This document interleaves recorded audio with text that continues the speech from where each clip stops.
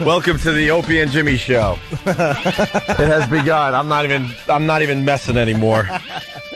Either going to be Opie and Friends or Opie and Jimmy. We're going to have to start working on the new name, Jimmy. Who saw this coming? Or Anthony. Wasn't able to make it in this morning. Well, so far, now batting for Anthony Cumia, Colin Quinn. Colin Quinn. Are you awake, Colin? I am awake, and as they said in The Godfather, maybe you need to get somebody healthier if this Paulie keeps calling in sick. It's the Opie and Anthony show. It's the Opie and Anthony show. Starring Jim Norton. Featuring Colin Quinn. Well, technically, they called me up to fill in for Anthony, so technically I'm Norton's boss. Oh, I like that. You shut up today. No. Shut your mouth. Actually, you don't get all the noise things. Right. We gave all the noise things to Jimmy today. So he's your boss. See, that's Jimmy. Good. Jimmy's got. See, I'm telling you, things are changing around here. They This really is the are. first day we officially gave Jimmy the stuff. The noise stuff. The noise stuff. He's got the wacky whistle. He's got the slide whistle. He's got the honker. He's got the inappropriate bell. And then he's got the big noise machine. That's exactly what he's been secretly clamoring to bring on stage for his act. Hey, fans, we're on. They'll go, yay, we recognize that. And Jimmy's like, anyway, what else? Yeah. Crazy things out there. The world is tripping. Well, I guess somewhere around 4:30 in the morning, we all got text messages and emails from Anthony. A besotted Anthony Cumia. I'll tell you this much. He was still on his date at 4:30 in the morning. I didn't know miniature golf in South Hole stayed open that late. But And I got unbelievable text messages. Let's start the bidding at $1. $1. I think yours are better than mine. I I got one text, and I'll read it. It's not. I could so blow up his spot right now. I got 4 text messages that'll destroy him.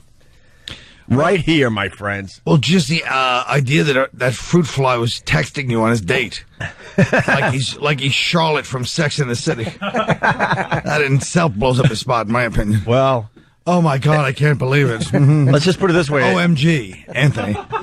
Let's just put it this way. Anthony, the first text from Anthony was when she decided to like freshen up and go to the bathroom. And Anthony decided he needed to text me. What time did yours come in? I don't know.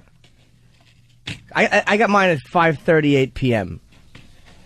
5:38 He was p.m.? probably on his way. Okay, so you got the text message on the way.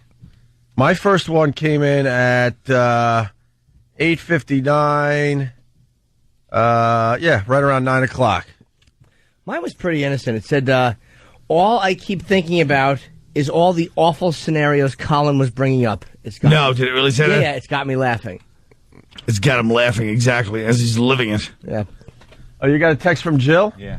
All right, Steve's got a text from Jill Nicolini, who, by the way, also called in sick today. Wow. The traffic vixen is not on Channel 11 this morning, and the shock jock is not on his radio show this morning. He's probably calling. He's holding her hostage.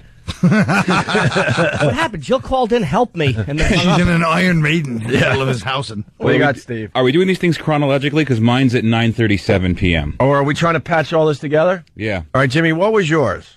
5:38. So now I got to read mine. 5:38 p.m. Well, you can edit it. It's like an Amber Alert for Anthony. All I keep thinking about is the awful scenarios Colin was bringing up. It's got me laughing. That was 5:38 p.m. and I answered him, and he never responded. Of course not. It was 5:38 p.m. Yeah. What a nice early day. It probably was like Jake LaMotta and Raging Bull. Yeah. Where they're sitting there. You know what's from radio? Yeah, what else? You like that Escalade? I'm gonna read this one with some blanks in it. Okay. So mine came in at 9 o'clock, and yours came in at what? 9:37. All right, so this one's first. Holy ass, we're blanking like animals right at the table. She just went to the ladies' room. That's the ground round? She's a blank. Wow. Wait, hold Fill on. in the blanks yourself. I know. Have fun filling in the blanks. Wait, holy crap. We're arm wrestling at the table like Adam, like crazy. She's a man. Steve, and then you got one at what? I got one at 9:37 p.m. from Jill that reads, "Hi, Steve. Might take off tomorrow. Ann and I having an incredible time. Don't expect him in tomorrow. Smiley face." Smiley face. All right, and then after that, I got a text. I don't even know if I can read these three. Dude, this is some serious blank. I'm going blank to blank in my pants. I don't know if either of us will be in tomorrow. If she's not on and I'm not in, it will make for ridiculous radio. I think I could say that. And then it continues. We are so blanking tonight. That can mean anything. Yeah. I'll try to make it. I'm in blank, so it's close. I just may be late, but I'll try to suck it up and get there on time. History in the making. Really? She's... History in the making, what, two dumb Italians meeting and fornicating like rabbits?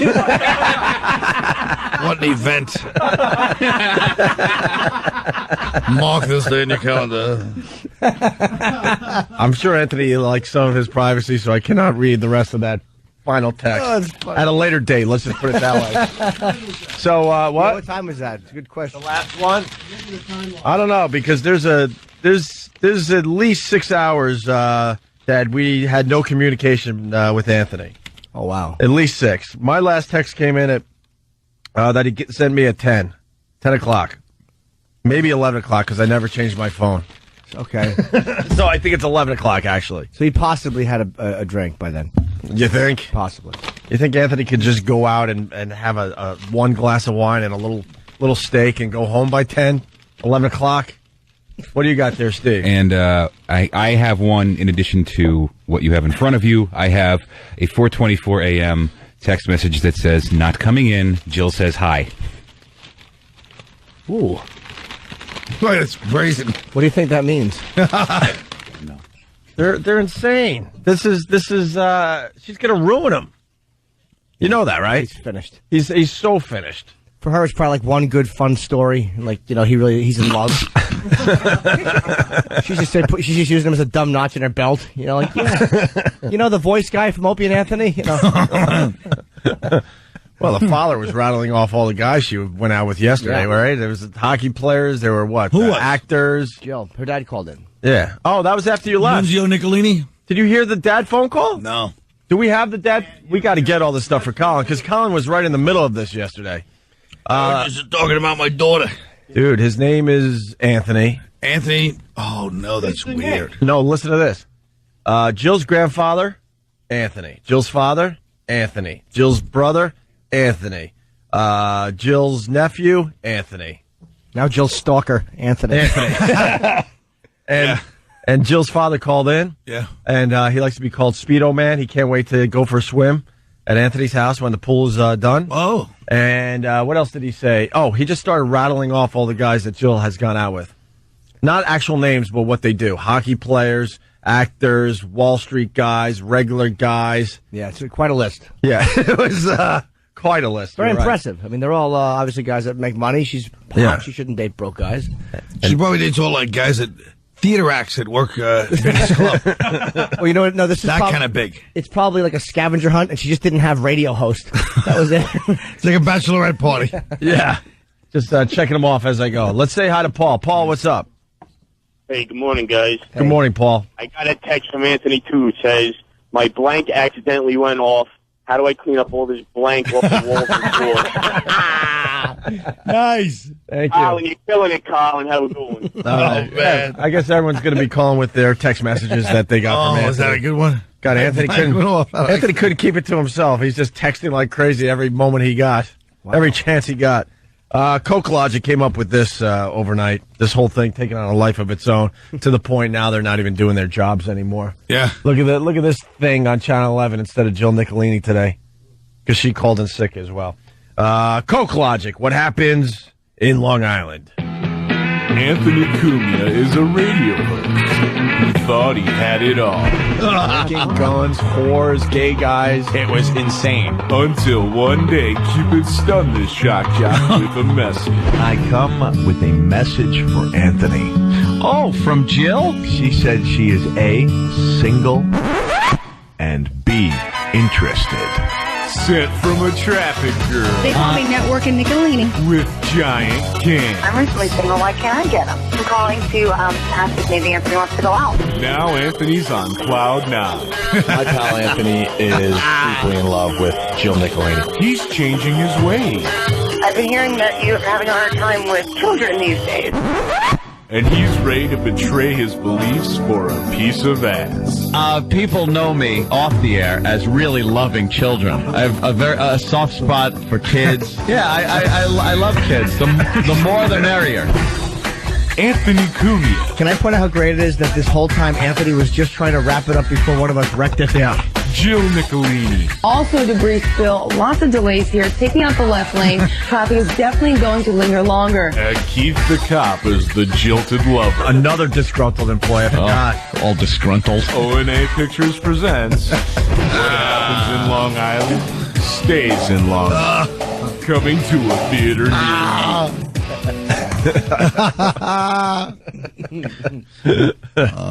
Oh man, we needed Anthony here today to so we could kill him. Hopefully we can get him on the phone at least. You think that's gonna happen? No. I think he's in crash mode by now. Yeah. He doesn't have it. You got him on the phone? Yeah. Well, yeah. Of course, try to get him on the phone. Oh. Yeah, I don't think he's coming in. It's great. 1 more minute before we get Jill's. Yeah, it's a 10-minute call, but it's fabulous. All right, we could do it after the break. Yeah, the father called in, and it was actually, Ant was pretty good with him. He handled it well. He didn't panic. But he really was worried that we were going to blow it and say something stupid. Of course. He really is in love, and she, like you said, this relationship has the connection of, Scarface and Michelle Pfeiffer, where he's like, you like kids? She's like, I don't know, I guess, if there's a nanny. I want to have a lot of kids. He's not even hearing her. Oh. What a heartbreaker. Yeah, I think she'll ruin him in a second. Yeah, this is a little different. He's texting her like, there's a backup on my heart. Yeah. Traffic girl. I had a 5-car pileup in the left lane of my love. Do you know where they went for dinner? No, he actually did tell me where they were going and what time. I forget, though, which doesn't help at all. I think it was the Ruby Tuesdays in Bohemia, I think. In Icelandia. Icelandia. Some fancy place. Some place around, I think, where she lived. Correction, some place that he thinks is fancy. Yeah, you're probably right. She thinks is fancy. But, the trendy New Yorkers would be like, oh, no, that's from 1998. Yeah. It's probably the big thing is that they bring you all the bread you want. You have to ask them. And they both comment, this is good bread, though. Yeah, it's warm. Yeah, I find a lot of places, the bread's hard. Let's say hi to Rob on, actually, from Rhode Island. Rob, what's up? How much, boys? How you doing? Pretty good. Isn't Jill too big and too old for Anthony? Well, that's what's weird about this, because Anthony has gone a bit younger than Jill. Really? How big is she? Not that Jill's old, but Adult. Jill's 30. That's old for Anthony. Yeah. And how big is she? What do you mean big? This kid said, isn't she too big for him? He probably means adult, grown-up wise. I think he means also big, No, she's beefy. She's a tiny little thing with two giant things up here. Yes. Very chesty gal. Extremely chesty. Do you have a picture of Jill for Colin, Erock? You haven't seen a picture of Jill yet? I've seen her on the news, and I've seen her in okay, well, Playboy Images, but I wasn't sure if that was her. It was one of your fans that put it up there. I wasn't sure if he was giving people the business. When do we get to sit down from Anthony? Yeah. Where he goes, guys, it's been fun, and it was a good radio bit, but, she's my girl. Yeah. We really can't talk about this anymore on the air and stuff. It's kind of real and stuff. Oh, yeah, it's because she's going to be like the Long Island Yoko. You got to tell Opie to lay off. You're the one that does the voices. And, certain things we can't do anymore on the show because she doesn't like it. Yeah. Nothing to do with sex. Yeah, nothing to do with sex and, stop slamming the Democrats. That guy Jim's disgusting. Yeah, he does go over the line, honey, as far as sexually, but a lot of it's made up. Good. But some of it's true, exactly, and that's what I find offensive. This is what we're doing. We're just warming up, getting the show together. No Anthony today. The date went very well with Jill Nicolini, the traffic vixen from Channel 11 here in New York City. After the break, want to thank Colin. We woke him up to just come in here and help us out today. We got Jill's dad calling into the show. You got to hear this. You got to hear this one. We'll do that next. Opie and Anthony, stay there. Nicolini, I know you guys are the hijinks. Little Jim Norton, who sits next to my big Anthony. We finally got a hole on the radio show. Welcome back to the Opie and Anthony show. Without Anthony. Yep. Jim Norton, Colin Quinn. Colin Quinn got the secret message yesterday, and today it was like, screw the secret message. Call Colin and give him the nice invite to join the show today. Steve shamelessly called me at like 5:40 in the morning. It's pretty... Do I get Anthony's pay for the day? Well, yeah, you should. Oh, he should get paid for today. He's out there, But why don't I get Anthony's pay and you get my pay? Because he's sitting at Anthony's seat. Yeah, I'm in I Anthony's chose not seat. to. I could have sat Anthony. But I'm here to replace Anthony, not you. No, you're here to be you. You weren't smart enough to be Anthony today. You should have took the day all right. You left Anthony's seat empty. Colin is not dumb. He's an opportunist. He sat right in Anthony's seat. Oh, but Jimmy does have Anthony's buttons today, so that could be a problem. And plus, you know what? I take it back. Jimmy's earned his money already. Hi, this is Jim Norton. Please go to see the great star of The Office, Ricky Gervais, at the WAMU Theater. I have to speak clearly so they understand the information. Yeah, I know. You do have to. Oh, what a character. He's got the noisemakers and everything. I don't want to mess with that. If you're going to take Anthony's pay for today, you might have to throw Jimmy just a little bit. And you're What are kind the of odds you're that- kind of a diva. Look at the big table they brought in for you, Colin. Yeah, I don't know what's going on today, but I don't like it one bit. They have they just put a table next to me. I've never seen nothing like this, and I don't like it. Why is it? Because I don't know what's up, but I know it's something horrible for me. No, it's not. No. Here it is. Just so you can put your coffee and your breakfast. Nonsense. It's a giant table. Meanwhile, Anthony and Jill are like driving down to the Jersey Shore. Right now, they're renting paddle boats in Lake Hopatcong. He's like, no, I like silly stuff. She's like, you probably make fun of this on your show. Actually, even when I do, but this is actually a moment. We're having a moment right now. It's funny that you recognize that I put out the signal yesterday for you. Yeah, I knew it. There's a thing that we do here on the show, like all of a sudden I'll say, oh, now Colin's going to come down to the studio. And Colin goes, oh, they want me today. And next thing you know, you're at the door pretty much in a bathrobe, ready to do radio. Yeah. How'd you pick up on that subtle hint? That's like that secret little thing they gave out in Hotel Rwanda.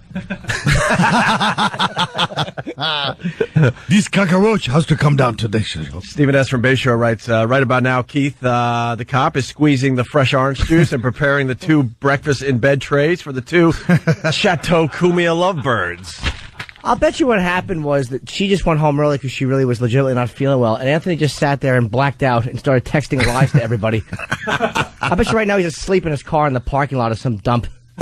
Went to a strip club alone. Do you think the scenario was how it was yesterday? I'm having a tough time because I'm having a massive allergy attack on top of all this. But remember yesterday we were talking about how she was going to say, look, we got to make this fast because I got to meet my boyfriend. Imagine that scenario really took place, and like you said, Anthony just went to a townie bar and is just drinking his face off. And he just drove her somewhere deserted, and he didn't do anything, but he just made her watch while he did things to himself, and then he dropped her off. He just sit there and pretend it was sexy. Yeah, and she's like, this was just a horrible, uncomfortable night, but... I want to talk about Opie getting a bad allergy attack when Anthony's gone. You don't think there's any psychological connection here? Probably. I've just got this twitch. Let's say hi to Joe in New York. Joe. Hey, Joe. Hello. What's up, buddy? Yeah, I just want to say Jimmy better get good on those buttons because you're going to make Anthony the hole. Please, sir. I own these buttons. Yeah, Jimmy. They were meant to be pushed by me. Jimmy knows how to push one of them so far. How about you try another one there, Jimmy? Hey, that's perfect. Whoa! Somebody was practicing this morning. We're going to get the Jill Nicolini dad phone call in a second. We're just cutting it up instead of playing the whole 10-minute phone call again. Long. Because he was a bit of a bore. We'll get to the meat of the phone crushing calls. bore. Where do they live? Where are they from? Holtzville? I don't know. Holbrook? I don't know. I don't know. Somewhere. Somewhere out there. It was helpful. I said somewhere. Yeah. Yeah, that was great. Yeah, that's your answer, Colin. Somewhere. In other news, you got Senator Ted Kennedy. He's going to be dead by the end of the year. I can't take it anymore. The Illuminati got him, I'm thinking.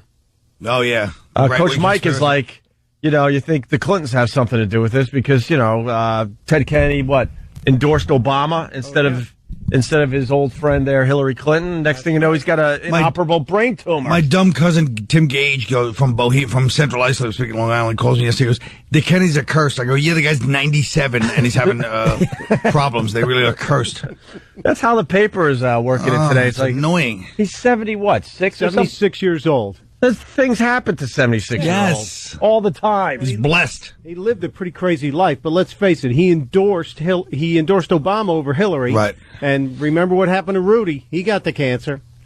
Oh. And Vince Foster and the plane of Ron Brown and 37 other people. I'm just saying. Who's the guy that died on the plane? Was that Ron Brown? Ron Brown, yeah. That was always a wild one. There's 30-some people. You think Kennedys took him out, huh? I think the Clinton curse maybe. Yeah, don't mess with the Illuminati. Don't you think Bill Richardson would have had a problem? Because Bill Richardson endorsed Obama, and Bill was furious. Wait till we see who the VP is. What do you mean he's furious?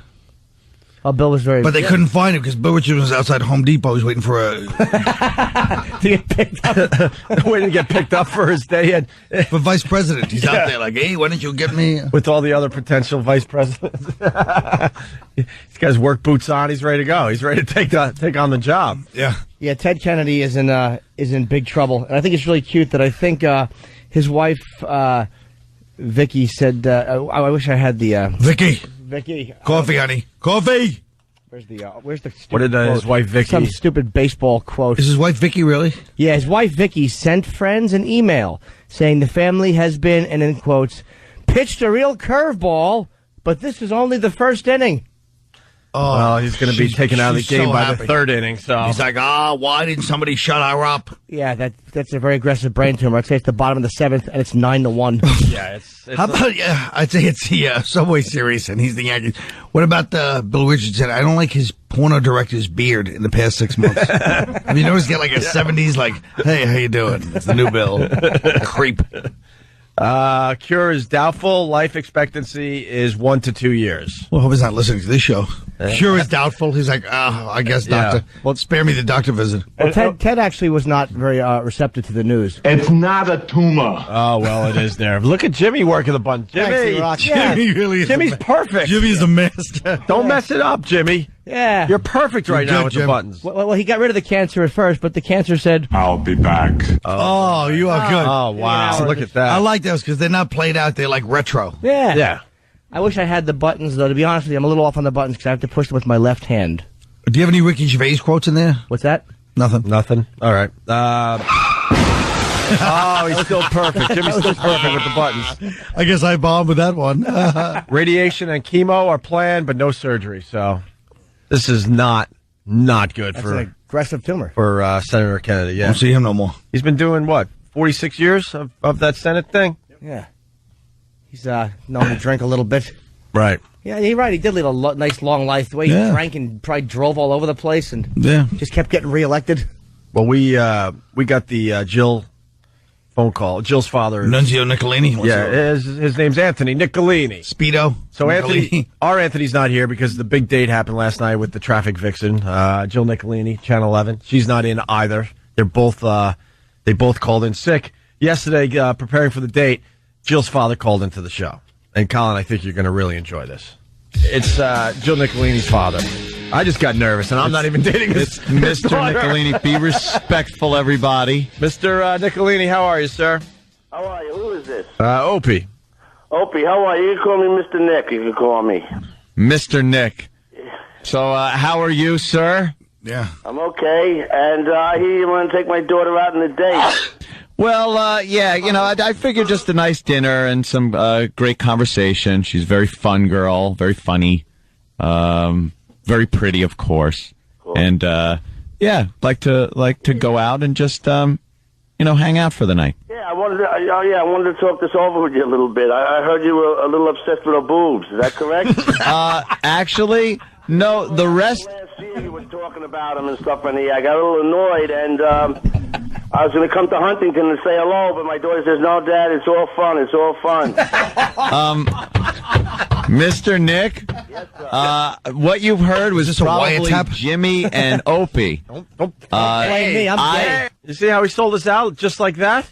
Saying it was Jimmy and myself that were talking about her boobs. And I like that his answer was, "She's very funny." Yeah. Oh, yeah. And I'm sure that's what the text was at 10 o'clock at night last night. You know, we're at the table just laughing. I w't be in. Yeah. My throat hurts from laughing. I wonder what Jill's father thinks about what's going on this morning. It's unbelievable. I think he could fill in the blanks. Let's say hi to Rob in Boston. Rob. Hey, how you doing? Good. Hey. I'm wondering if it's not like the scene from Animal House with Greg and Mandy in the car, and he just blew his brains out because the rubber glove was causing some friction or something. What? Wow. What? Wait, hold on, sir. Wait, what? Can you repeat that? The scene from Animal House. Jimmy's so perfect. You don't want to mess with Jim Norton on those controls. No, That's right. He's found a new toy. So then the phone call continued. I just want to know, like, is this going to be safe? You taking my daughter out? I heard a lot of stories about Opie and Anthony. Well, you know something? The on-air persona is a lot different than off the air. Unbelievable, right? He's selling everybody out. Yeah, blaming us for talking about it. I don't blame him. The guy. It sounds like one of those wiretaps when they went after like the trash route pickups in Long Island. You know? It's like, hey, I'll come to Huntington. Listen to me. Everybody's in the union. What's your problem? Yeah, you know, we're considered shock jocks by some. And off the air, though, I mean, you know, where people say, oh, you kiss your mother with that mouth? I go, yeah. You know, I'm a very family-oriented guy. That's racist. He's trying to relate to the Italians. I'm a family-oriented guy. You kiss your mother. He's trying to get like back to the old days. Of course he is. The old expressions. Instead of what he is, a decadent New York snob. Yeah. Filth bag who hates children. That's they say you kiss your mother. You know, all the old adages there, buddy. The guy's like, what's an adage? Oh, nothing, sir. Family-oriented guy. I like making people happy, having fun. Creep. So I honestly, you have nothing to worry about, sir. I'll treat your daughter with the utmost respect. Okay, because that's my baby. That's my youngest. Oh yeah. And I got another. It's kind of fun to listen to this today, knowing that the day went very well to the point where she called in sick, he called in sick. Yeah. And here we got the dad from yesterday It's calling like the her opening of Black his little Rain, baby. her dead body after a plummet 40 stories. Right now, they're both naked in a bed, and she had to turn him over because he was choking in his own vomit. I like making people happy and having fun. You always know when Anthony gets like a little nervous and uncomfortable. Yeah. Because he kind of talks like this. A little clipped. Yeah. It's actually like sweet, like a little boy. Like his little arms go straight. Okay, good, yes, sir. It's like, okay, Mr. Jimmy Jackson, please don't hurt me anymore. Like he's 10 years old again, talking to his mommy. That's exactly what it is. Yeah. Well, she's discovering the other side of Anthony right about now. Yeah. I'll bet you right now she's looking at him naked. She probably just woke up and she's just looking at it lay across his leg and go, I can't believe that's what it looks like. But it's not even being affected. Yeah. Big sloppy. That's my youngest. Oh yeah. And I got another question for you. Say you and my daughter start going out and this and that. I'd like to know a little bit about your ideas of a family.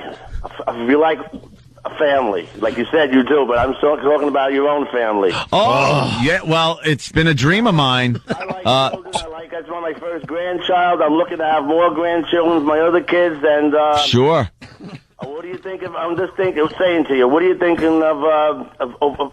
I want to have more offspring, more grandchildren. What are you thinking of? Have you ever married my daughter? Sir, I have a very big house, and nothing would do my heart better than to see a bunch of little kids running around and having fun and having relive the shame and anger of my childhood. What a phony.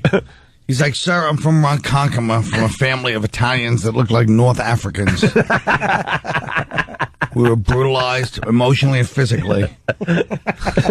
What do you think's going to happen? I'm going to have 2 nice, happy years, and then I'm going to destroy my kids without even trying so hard not to do what was done to me, yet somehow doing it in another way. The guy's like, I don't know, this guy is mumbo-jumbo. A bunch of little kids running around and having fun and having, of course, you over as a grandfather. Sure, I love children. He's so distanced from saying that. He's like watching a TV show. Yeah. Having children and fun and you over. Yeah. Oh, what a sociopath. He really is. Like, he believes any of that stuff. Yeah. What do you think is going on right now? He's asleep. He's passed out. He's just passed out. I like the way he tried to spin it, too. Like, yeah, I won't be in tomorrow. It'll make great radio. Yeah. What? Yeah, mind your business about great radio unless you're here. Exactly. Yeah, it'll make for great radio. So you're saying we do great radio without you? Yeah, how about you videotape and let us watch, and we can comment on it. Great That would video. make for great Yeah, that'll radio. make for great video and radio. Yeah. But what do you think she's doing? It's probably the same thing. They're probably both asleep. They probably both laughed. She probably called in at like 3 o'clock in the morning with a message. Same thing Anthony did. And then But passed out. she's a lot younger, and I think she could handle her booze a little better at this point than Anthony can. I bet you she's like, God, I called in sick for this. I mean, I had fun and all, but now I got the whole day to myself. She's probably already out and about doing stuff. It'd be funny if she woke up and then she looked over and she's like, oh my God, that's right. I thought it was Opie. Like, you're the one that she liked. Yeah. And he showed up and she was too polite to say anything. So she kept drinking Sambuca. It's true. Anthony's got like a kind of, like a primal attractiveness to him, but no girl's going to say, I have a crush on him unless it's Opie. You're right. Yeah. Because Opie looks like her ex-boyfriend, the hockey player, who I'm saying it was Brian Leach. Brian Leach? Because he kind of reminds me of Ope. I heard there was a Garth Snow in her past who used to be one of the goalies for the Islanders. Here we go. More of Jill's dad. Hot Van sucks. What do you drive? You don't mind me asking. I don't like asking questions, but I'm asking the one question. Way to break the stereotype of Italians. Yeah, what are you driving? What are you driving? What do you drive? He does want to find out what this guy's about. Mm-hmm. But I'm asking the one question. Well, I have 2 vehicles. One is I have a Cadillac Escalade, and then the other one is a Shelby Mustang. Ooh, nice. You got nice equipment because... Calls it nice equipment. Nice equipment. Mr. Nicolini, most fathers, what are your values? What are you like? What are you driving these days? Too bad he didn't have a better answer, like a van with blacked out windows. Right in the back. Mustang. Ooh, nice. You got nice equipment because... that's true, though. The caddy there sounds pretty good. One of the guys my daughter was going out with, the hockey player, Garth had one, Fred had one, another guy she was going out with, Marcus, they had Jesus. Fred who? You hear this? Fred Durst? He didn't say. I got to go backwards because no guy, and obviously no girl wants to hear the list of ex-boyfriends or ex-girlfriends. Tough to sit through this. He player Garth had one, Fred had one, another guy she was going out with, Marcus, they had Jesus. Just run through the list. Oh, there's a list. Why don't you? Forget about it. I take this thing out, it hits the floor. Jeez, Mr. Nick. Oh, the list hits the floor. Yeah. Oh. Yeah, I thought he meant his rod. Yeah, he's making fun of his own daughter. Yeah, I pull out the list, it hits the floor. That's kind of brutal. Now, correct me if I'm wrong, not to profile. Did he say Marcus? Yeah. Was it one name? Yeah. Well, let's be honest. When's the last time I met a white guy named Marcus except Marcus Schenkenberg from Sweden? Yeah, I doubt it was him. Sometimes you accidentally name a white kid Marcus. Yeah. But this brother was all up in it. You think it all right, she went out with her brother? Maybe she went out with Marcus Schenkenberg. No, Marcus Allen. And then we continue here. Well, Mr. Nick, I'm looking very forward to going out with Jilly, as you said, tonight. And Little pixie, she's my little pumpkin. Your little pumpkin, your little pixie. I'm looking very forward to going out to dinner with her tonight. And, we'll see what happens. She seems like a very nice girl. I think we'll have a fine evening. Yes, I like what you said about babies, grandchildren, and offspring. Oh, it's been a dream of mine. It's been a dream of mine. I just haven't found the right girl. Okay, listen, you're going to cut me off now, I hope? Yes, Mr. Nick, but it was wonderful talking to you, and I hope someday we can meet face to face. Call him by his name, Speedo what? Speedo Man. Speedo Man. I'll stick to Mr. Nick. It's okay. Now listen, thank you very much for entertaining me, number one, and thank you for putting me on the air. All right. No problem, sir. My pleasure. Have a nice day. All right. There goes Mr. Man. Nicolini. That's Mr. it. Nick. All right. All right, man. Bye, sir. Bye-bye. All right. Up. What a couple of... By the way, why wouldn't they go on their date on a Friday or a Saturday? Like, what a couple of lushes. Like, what time, when do you want to go? Tuesday. Let's go Tuesday. Or was it Monday? Well, today's Wednesday, so yeah, it was Tuesday night they went on their date. they don't have... both of them don't have a concept of responsibility whatsoever. They have immediate gratification. Yeah, both of them. it's not even in their vocabulary, the word responsibility. It's like Tuesday is like a Friday or Saturday to How do you know that Anthony about and Jill. her? Just 'cause you know it about him. Because she went out on the Tuesday when she has to get up early. Right. He probably called her. When do you want to go out? Now. Okay, I'm on my way. That's the way they did it. Just They're, two hours. they're like two characters in Idiocracy. Let's say hi to Jerry the trucker. Jerry. Happy birthday, Jimmy. Hi, thank you, Jerry. Ron and Fez, noon to 3. Bravo. What do you got, buddy? I'm just wondering why Jimmy hasn't worn out the liar button. Because honestly, I'm not sure where all the buttons are, and Fan could be helping me. I don't know where all the buttons are, to be honest. I'm trying to make my way. Okie doke. Yeah, I don't think we have to even say that Anthony came up with an excuse to not be here today. I said it yesterday. I'm like, all right, should we just not come in, tomorrow? We all knew he wouldn't make it after the big date with Jill. Well, Anthony shouldn't be drinking on a Tuesday night. You lack discipline. Huh? Or he could do the alternative. Sorry. He could do the alternative. Socially drink like a normal person Tuesday and then show up for his job.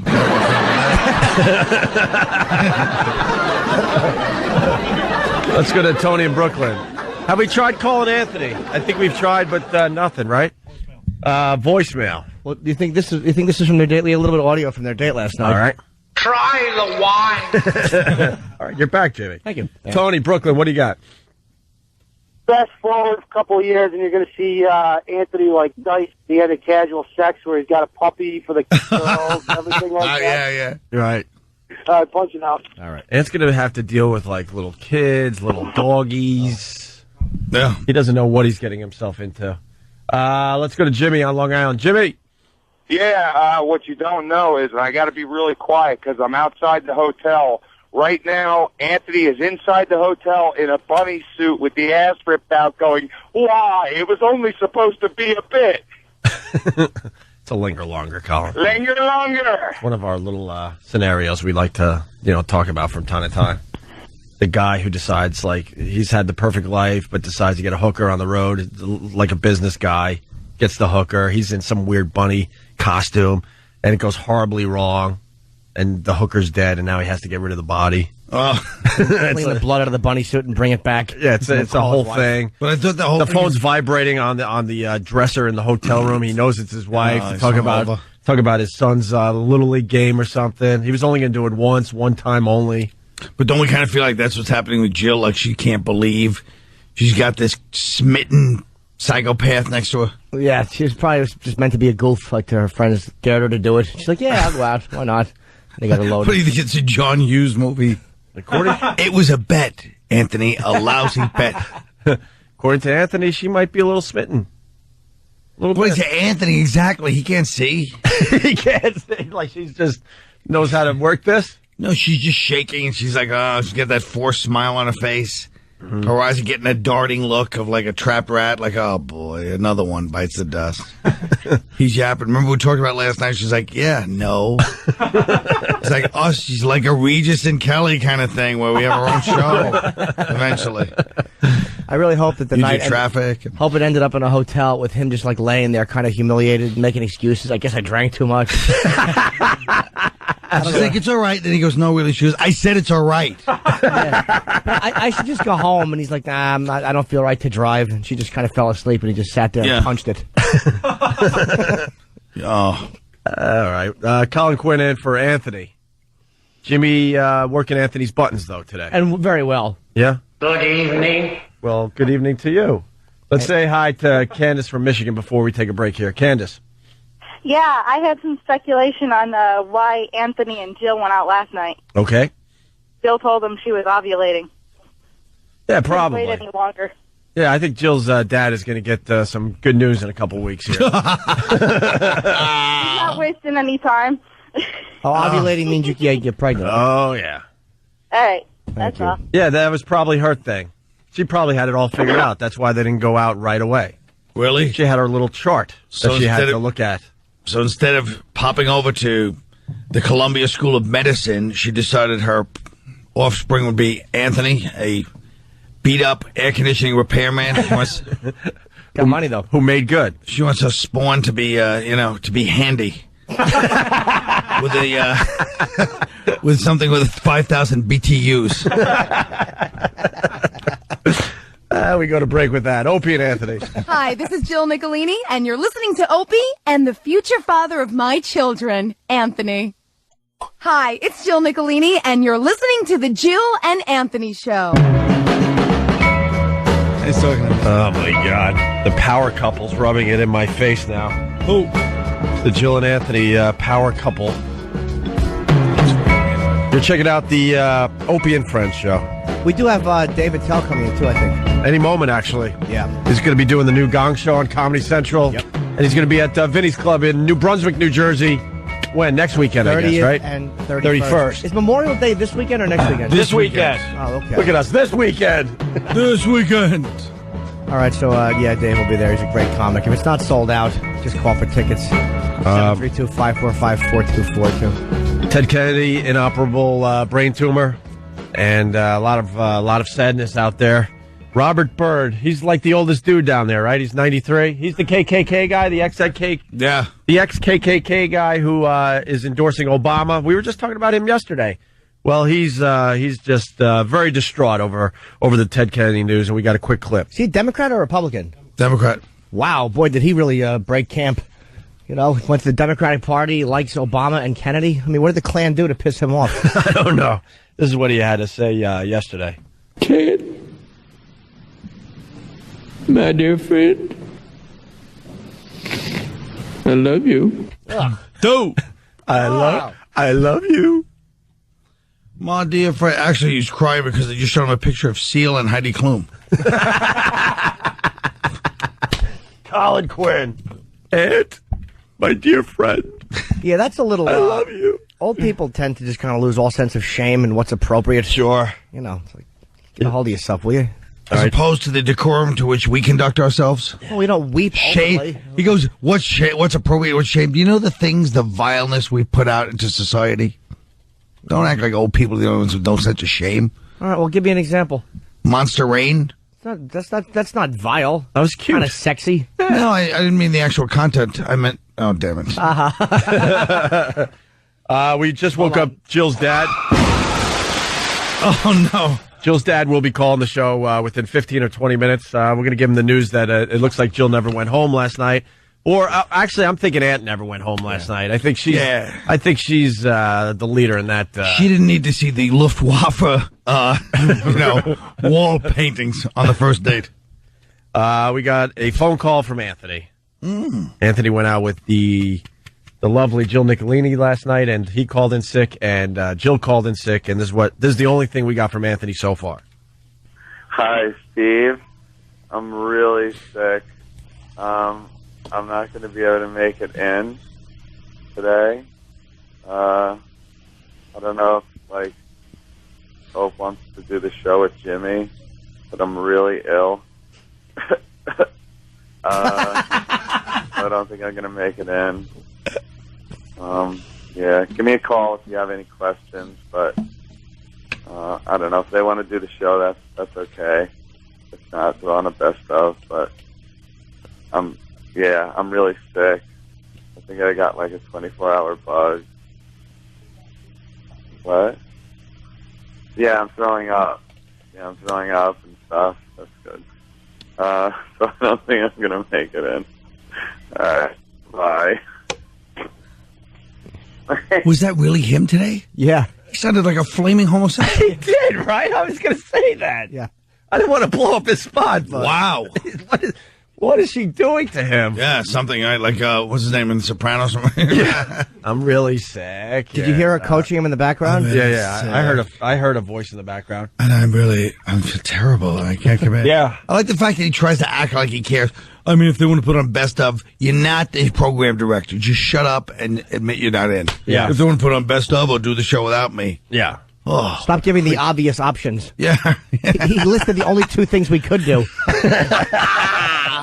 That was just not a helpful suggestion. Thanks for your help. Yeah. Listen to the two options. And then he goes, tell us you can call me if you have any questions. All right, well, we have a few questions. Yeah, we do have a few questions. We're trying to call you. Get him on the phone. And because of that, we got this now. And now for an update on Antholini Gate 08. The two apparently went on a hot Long Island date last night that was so steamy it kept them away from work this morning. Hi, Steve. I'm really sick. I'm not going to be able to make it in. What? Yeah, I'm throwing up. Yeah, I'm throwing up and stuff. That's good. I think I got like a 24-hour buzz. After Anthony left a series of text messages for his coworkers, we can only speculate on exactly what went on last night. But what we can say is that there was a whole lot of blanking going on. Dude, this is some serious blank. I'm going blank to blank. We'll keep you updated as the Antolini saga continues. Oh, my God. On a Tuesday. But Here's my favorite part is them thinking they're being funny. I'm really sick. And they're like laughing. Like, obviously, we're joking with you guys. I'm not sick. And it's like, oh, that's hilarious. Yeah, and he's got like that slow, awful cadence. Like that satisfied cat. Idiot. So we'll have Jill's father on the show in a few minutes here. Let's say hi to John in D.C. John. What's going on, guys? Hey, John. Oh, please don't do an impression. It's this morning. I don't need to be drunk before I go to work. Did I do an impression? The drinking game? Yeah, no, he knows, but he's I know. What impression did I do? No, please don't. I don't need to be drunk before work. What do you mean, sir? Ah. Thank you, Jimmy. Quit using that one button, you hack. Even the buttons are a hack. Use a different one once in a while. Soup it up a little. All right, this is how you make me feel. Now that's funny. How's that one? Is that true? Yeah, I just got it. Yeah. Is that true? This is how you make me. Oh my! This is God. how you make me feel. Oh my God! What happened? Late breaking news. Well, Rush and Malloy, they write the gossip column for the Daily News, and they had a little piece on the Anthony Jill Nicolini thing yesterday. Just wrote Coach Mike with this: Anthony better watch out. I heard that the hockey player she went out with ended up with his Johnson crazy glued to his thigh. Oof. What did Anthony get himself? I love her even more now. I know. She, especially knowing Anthony's Johnson, she's probably got like a paint roller with glue on it. Oh, he's got a monster? Oh, yeah, it's awful. Well, yeah, we're speculating that it's got to be just ridiculous. Once again, get rid of that stupid IM screen, please. Thank you. Anthony, better watch out. I heard that the hockey player she went out with ended up with his Johnson crazy glued to his thigh. Jesus. Yeah. Something is not right here. Yeah. I really hope that Anthony has something unpleasant happening to him. As much as I love Anthony, but I'm jealous. You think he's like just nude and chained to a wall somewhere? We got to go find him now? Yeah, she probably put on that special belt that real submissives like. And, really gave him the business with his face in the video. And old pillow biter Anthony. We got David Tell. He's going to be joining the show in a few minutes here. Well, we predicted this yesterday on the show. I said this. Are we taking tomorrow off? Why would we take tomorrow off? Well, the only thing never been known to indulge a little too much. A little drink. You were supposed to. Were you hoping for us to support you on that? No. You're right, Anthony. You've never done that before. Oh, that was yesterday. Of course he was going to take today off. We knew that. Yeah. I'm just bummed that I got a massive allergy attack happening. All this amazing stuff is going on. Oh, we have to hear about what happened. How can he not pick up the phone? Maybe he's just... You kidding me? She wrecked him. Think they're banging? Yeah. Colin? Yeah, maybe. Either that or they're playing I don't know, some kind of board game. Or maybe the hockey player came over, he didn't get glued, and he's just like a psychopath, and right now Anthony's being checked into a high-rise window in Long Island City. Just getting checked into every wall. Yeah, he looks like a bug smashed against the window. And she's like, get off, I'm serious. Oh, God. I just don't think this is going to end well. No. Let's say hi to Rich in the Bronx. Rich. Yo, what's going on, y'all? Hey, buddy. Y'all are terrible. How y'all gonna hate on the man? He's got a nice little sweet piece there. He's having a good time. Y'all just destroying him. Y'all are terrible. No, we're not destroying him, but we want to know what happened. He kind of teased everybody. He leaves a message. He doesn't tell us what's going on, and he doesn't come in. We want to hear. It's like, how do you leave a setup like that with no conclusion? And we warned him yesterday that he better get his ass in here, or it's going to just be us piling on and making fun of him, and he's not going to be able to defend himself. Yeah. And that's exactly what's going on today. Oh, look, that new traffic girl's doing a great job, too. Look at that traffic. I bet Jill misses she's not in the middle of that. Look at that thing. Yeah, look at that. Let's say hi to Kevin the trucker. Kevin. Hey, Hope. Hey. Hello, sir. Hey, you've been teasing us for the last 2 weeks that somebody's leaving the show at the end of the month. Now we know who it is. It's Anthony, you think? I think so. I think he's in Vegas right now, probably getting married. Yep. There'd be nothing that made me happier if he just eloped and got married in a drunken stupor and then had to try to Love tell her, you like, guys. all right, thanks, All right. sir, forget it. If this was like a Thursday, I think he would have been done for the week. And by Monday or Tuesday, whenever we do the next show, because I think we're taking Monday off, there'd be a whole crazy story. We went to Atlantic City. We were gambling. Yeah, they're going to end up married. Something crazy. Let's go ahead, Colin. No, I'm saying so far the dynamic is definitely Anthony in love, and this girl not realizing what she's gotten. She probably had a crush on him, and now she sees his amorous, needy look, and she's disgusted. Yeah, that turns a woman off when they look up to you in a way, or they like you, and then they own you all of a sudden that easily. That's right. Yeah. She's probably, this guy wasn't hard to get. And he was primed for it, yeah. Just a schlep. He's got those big, sick cow eyes looking at her right now. What are you going to go for breakfast? I don't know. She's looking at the traffic like, I wish I was reporting on this. I should just be doing the traffic today. He's talking that little, he's like, you hungry, baby? She's just like, yuck. Yeah. Sweet little boy's voice. It was Just playing talk like this. It was fun, but I'm just going to go shopping for the rest of the day. You think the doe eyes are turning her off? Yeah. Yeah. Hank in Connecticut, what's up? Hey, I just wonder if Anthony's tied up in a basement somewhere and Jill's got the radio show on. Linger longer. Linger longer, my friend. Has yes. anybody tried to call her? Yeah, can we call her? She's up. She's young, man. She's still in the prime of her partying, life. I don't like the way Jim said that like a detective in a movie of the week. Has anyone tried to call her? That's the real angle. You solve the case. Shut up. You solve the case. I'll use that button on you. What button? Just push one, Colin. Open your mouth. They're paying for it. You eat it. Wow. Steve C's calling no answer. Steve C is calling Jill, no answer? Been calling her all morning. Hey, that was a good call. Because you're a disgusting fat body, Private Pile. Yeah, but you just didn't even know what you were pushing. I know, I love it. And it kind of worked out, right? Because you are a disgusting fat body, Private Pile. He tries to pass it off because I'm too heavy, sir. Yeah. Yeah, I love the soft language he gives himself. Like it's just a little incidental thing I've put on a few pounds. Someone is suggesting that Jill is having Anthony do the Silence of the Lambs dance right now. He sounded like what's his name when he called in just now. Hello, could you please? Yeah, his voice went a little. Yeah. A little. He sounded like the guy. Remember yesterday? I love it. Why are we playing? Oh, we're just playing the song? This is Silence of the Lamb, New Order, right? Yeah. It's called Horses something, right? I think it's just. What is it? Goodbye Horses. Oh, Goodbye Horses, sure. All right, let's go to Jason in Carolina. Jason, you're on the Opie and Anthony show. Hey, boys. I was wondering what's worse, Anthony having to deal with her dad or Jill having to deal with the millions of fans and pests? How is she dealing with all the pests? Just our little, how nosy we are and how we want to know, and it's just killing us.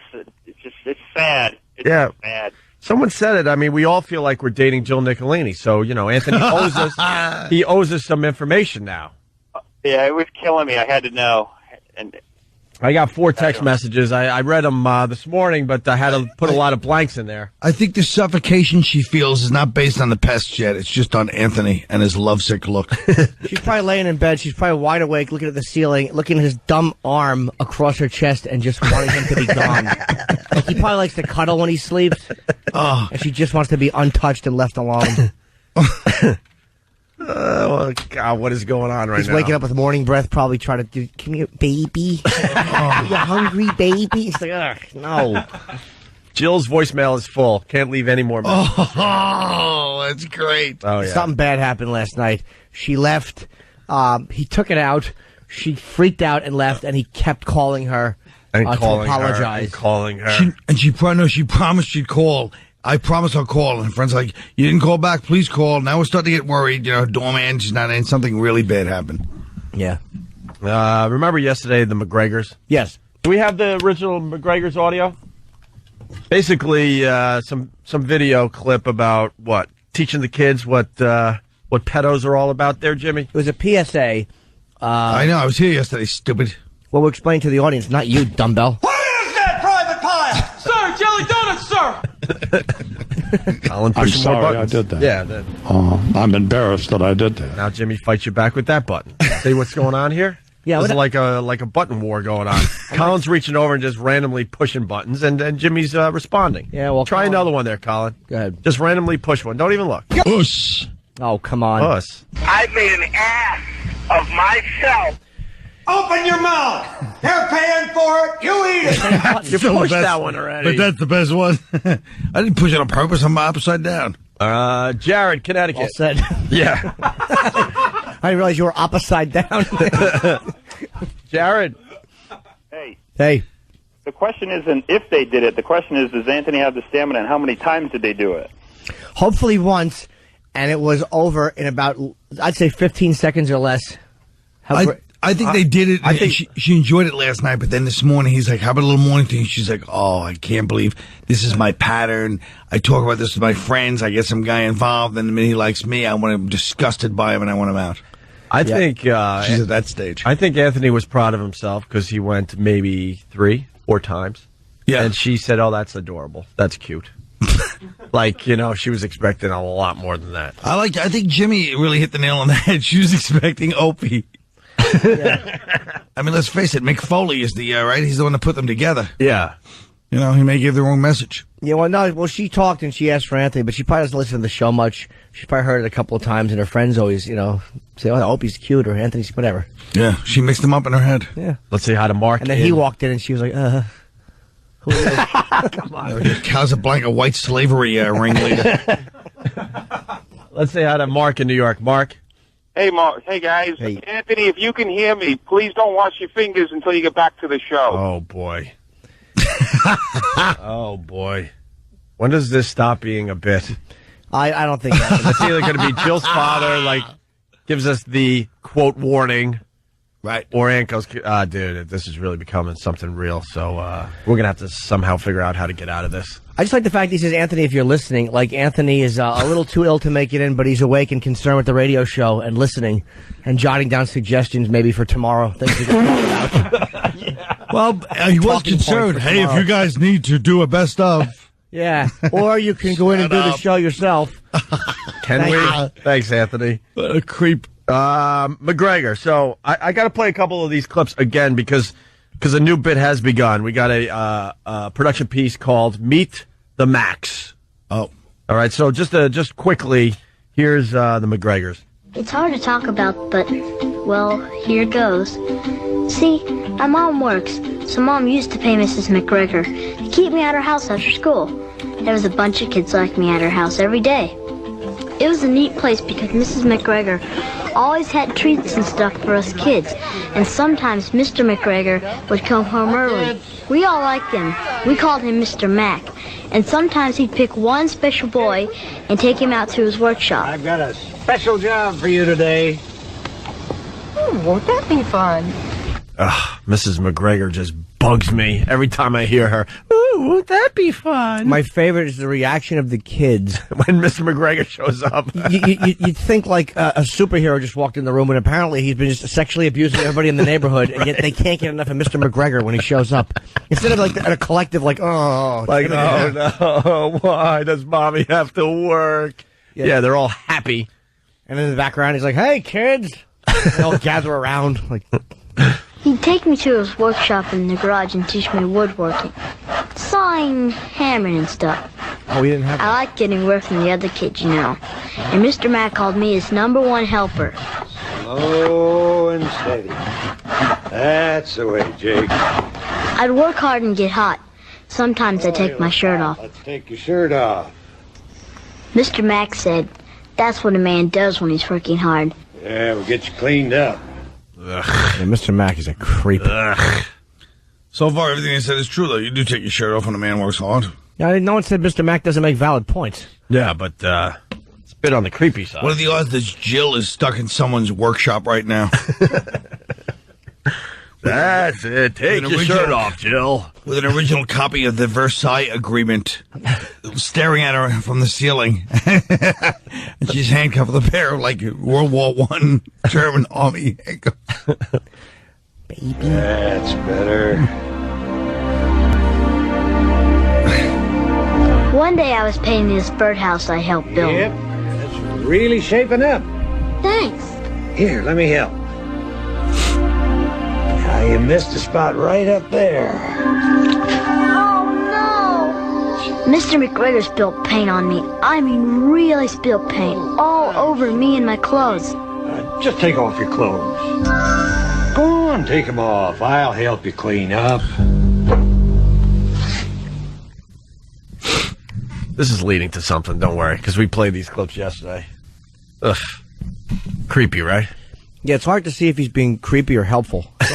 What do you think, Colin? I don't want to judge in America. You don't prejudge nowadays. All right. So I did. I mean, I had paint all over me, so it made sense. Is that them? But then something weird happened. Now, I'm going to take a picture to remember the day we spilled the paint. I don't really want to. Oh, it's okay, Jake. All the other boys do it. Look. William Wallace. He had pictures of all the boys in daycare, and they were all naked. But that wasn't the worst.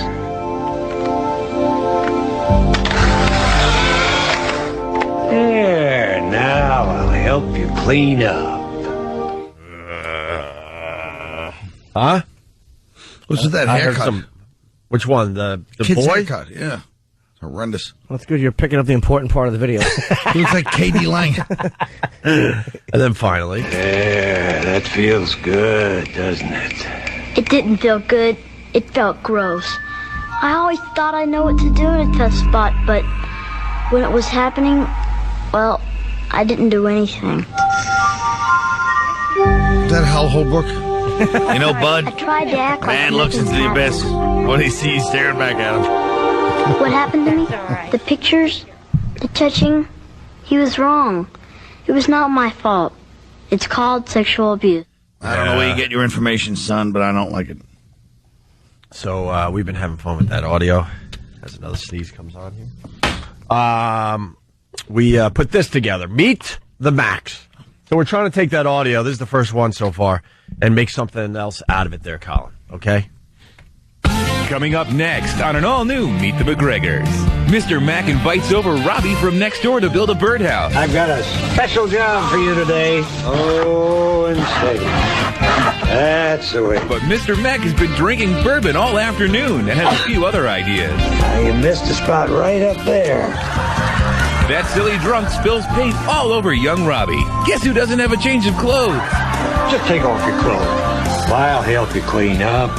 There, that feels good, doesn't it? Someone better call the authorities. Mr. McGregor has another naked boy in his house. Now, I'm going to take a picture to remember the day we spilled the paint. There. That's what the cops call Exhibit A. The fun really starts when Mrs. McGregor comes home and finds a dirty shoebox full of Polaroids under the bed. It all goes down tonight on Meet the McGregors.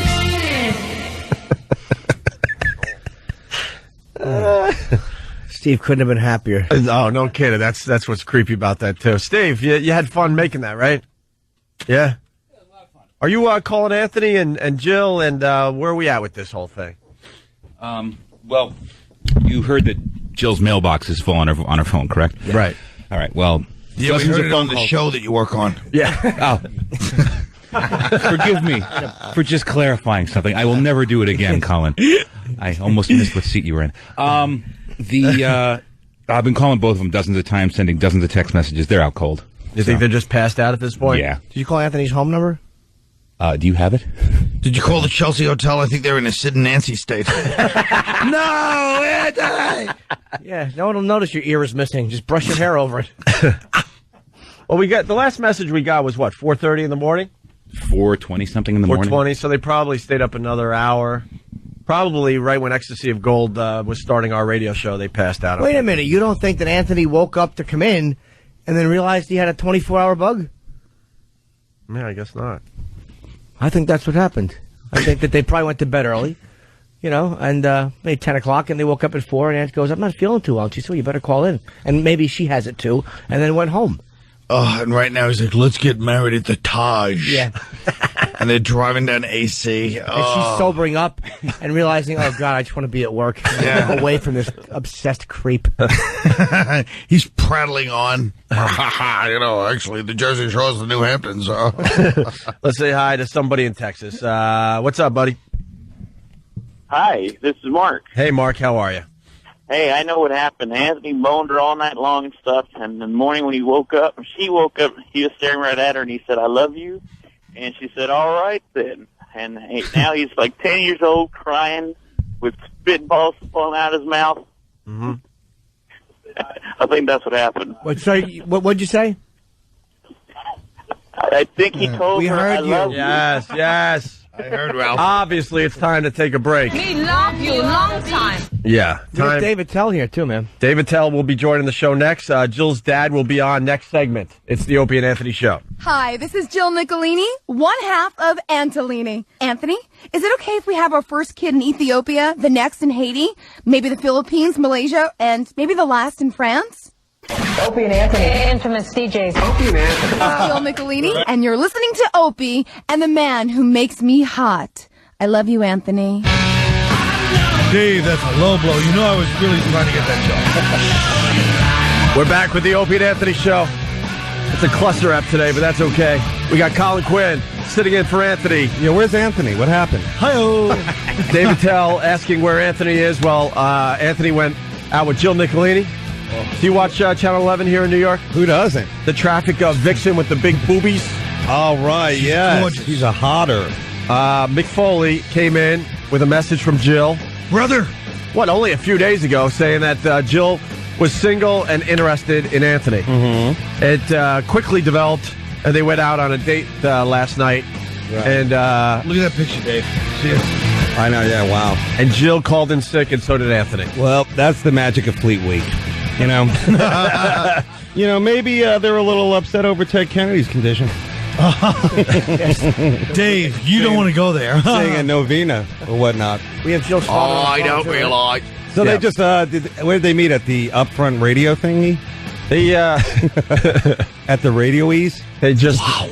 Yeah, there's another naked picture of it. We're not going to be allowed to We're not going to be allowed to look at these very soon. We got to get them out. Yeah, get she it looks out of a little Latino. Is she Latino or? She's Italian. Don't say that because her father's on the phone.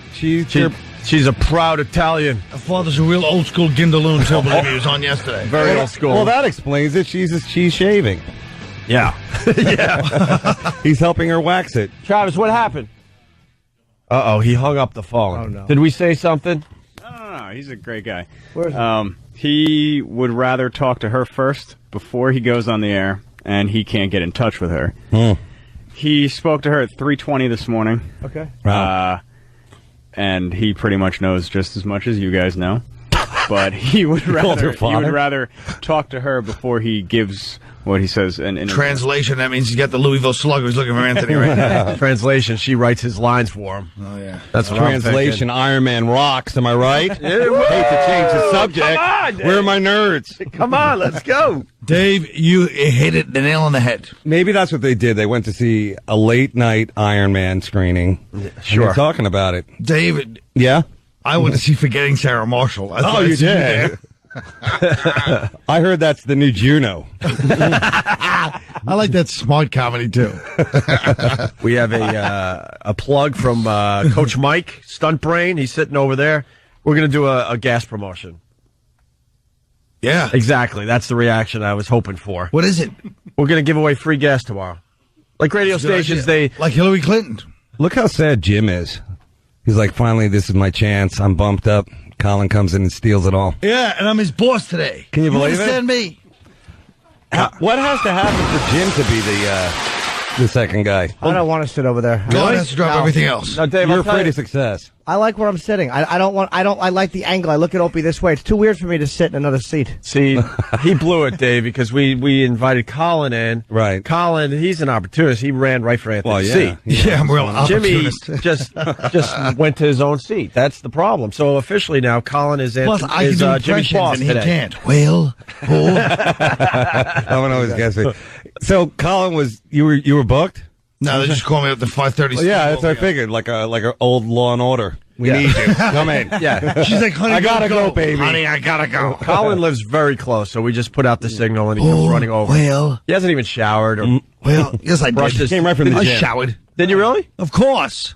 I don't wake up unless I shower. Seriously, it really does give you an eye opener. It's funny. For me, it's coffee. That is funny.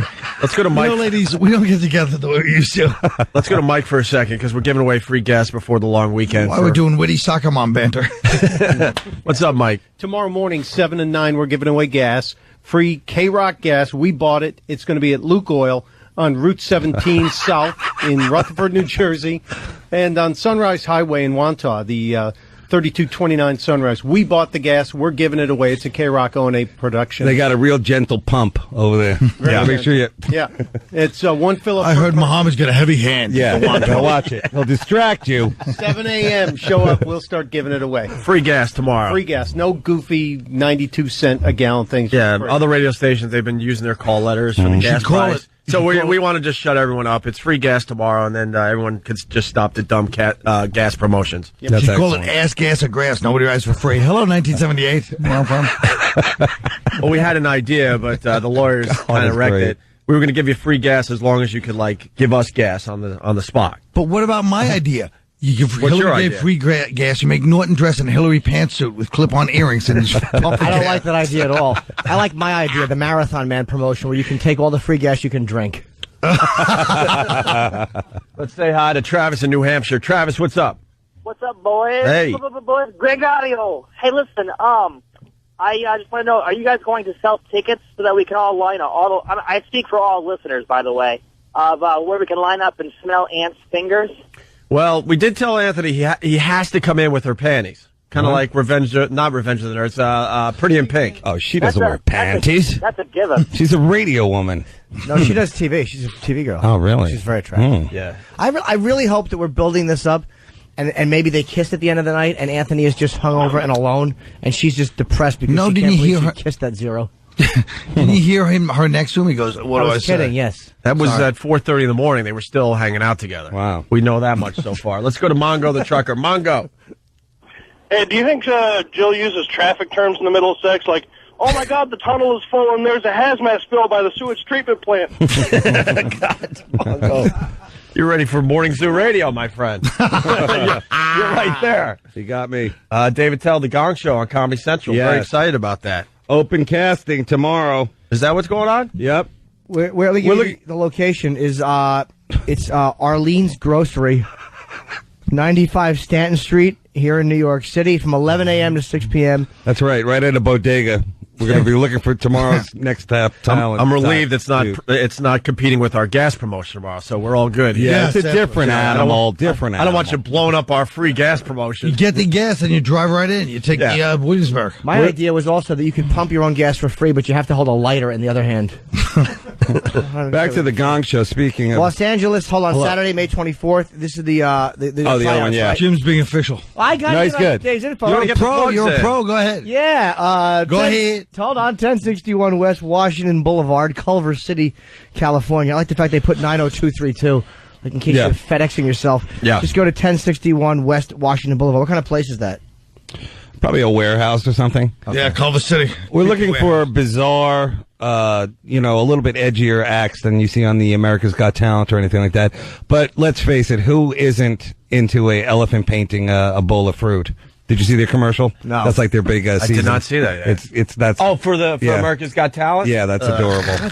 So we're looking for something edgier, a little bit more bizarre. Hopefully, help kill the American Idol pandemic. There's also a way to contact if you can't make one of these. You email your name, phone number, the type of an act you do, and any links or videos that showcase your act to gongshowcasting@AOL.com or call 310-840-5721 and register for the open call. Thanks, Jim. By the Where way, were you, Colin? The favorite Gong Show act. How are you going to get edgier than the old Gong Show? They had Tukey Williams on. Remember the head of the Crips? You ever see that one? No, I never saw that one. What did he do on the Gong Show? He came on Dance, and they go, and here's Tukey, Chuck Barris. And he comes out with two girls in like 70s clothes, starts jamming out.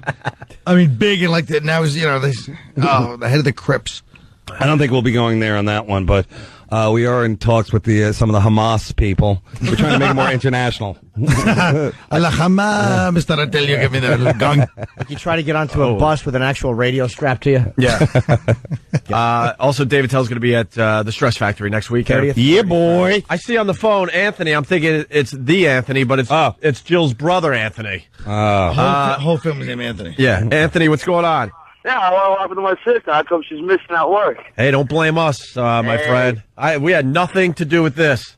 Nothing to do with it. You didn't hear anything from either of them? Well, Anthony called in sick. Anthony is known to get colds this time of year. And he called in. He said he wasn't feeling too well. He had a bit of a 24-hour bug. And, maybe they were drinking a bit. Who knows? Yeah, they might get a little hungry, but hopefully he didn't put his hands on it to break his fingers. Nah. That's the spirit. Get the fungo bat and get over there. I'm going to have to call my sister. Is he over at her house? No, I don't think so. I think I don't think he would be at her house. He's not that stupid. Just go over there, knock on the door. She might be over there. She's stupid.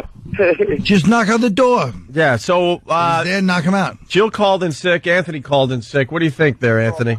I don't know. I think something's up. You think something's up? Yeah, I think my sister might have been doing something. You got to watch out for her. Anthony has a 5-bedroom house. She probably fell asleep in another bedroom. It's nothing sexual. Is she going to break his heart? Is he going to break her heart? No, she's going to break his heart, I said. Oh, I don't know. You see Jill's track record. What am I for, I think he's in love. What do you think of her track record? She goes one guy per year, so he might have a good year with her. Wow. A couple months. And did they end up stalking her at the end? Is he or she? No, did they end up stalking her? No, they get over it. They get over it. Yeah. What's the story of a hockey player possibly having something glued to his thigh? Garth Snow? Was it Garth? I don't know. She dated Garth Snow, yeah. Well, no, I don't know if that's true, by the way. Did you get tickets? Wait, Coach Mike, what was the Russian Malloy thing that came in? They said they heard a rumor alleging that the hockey player had something glued to his thigh by Jill.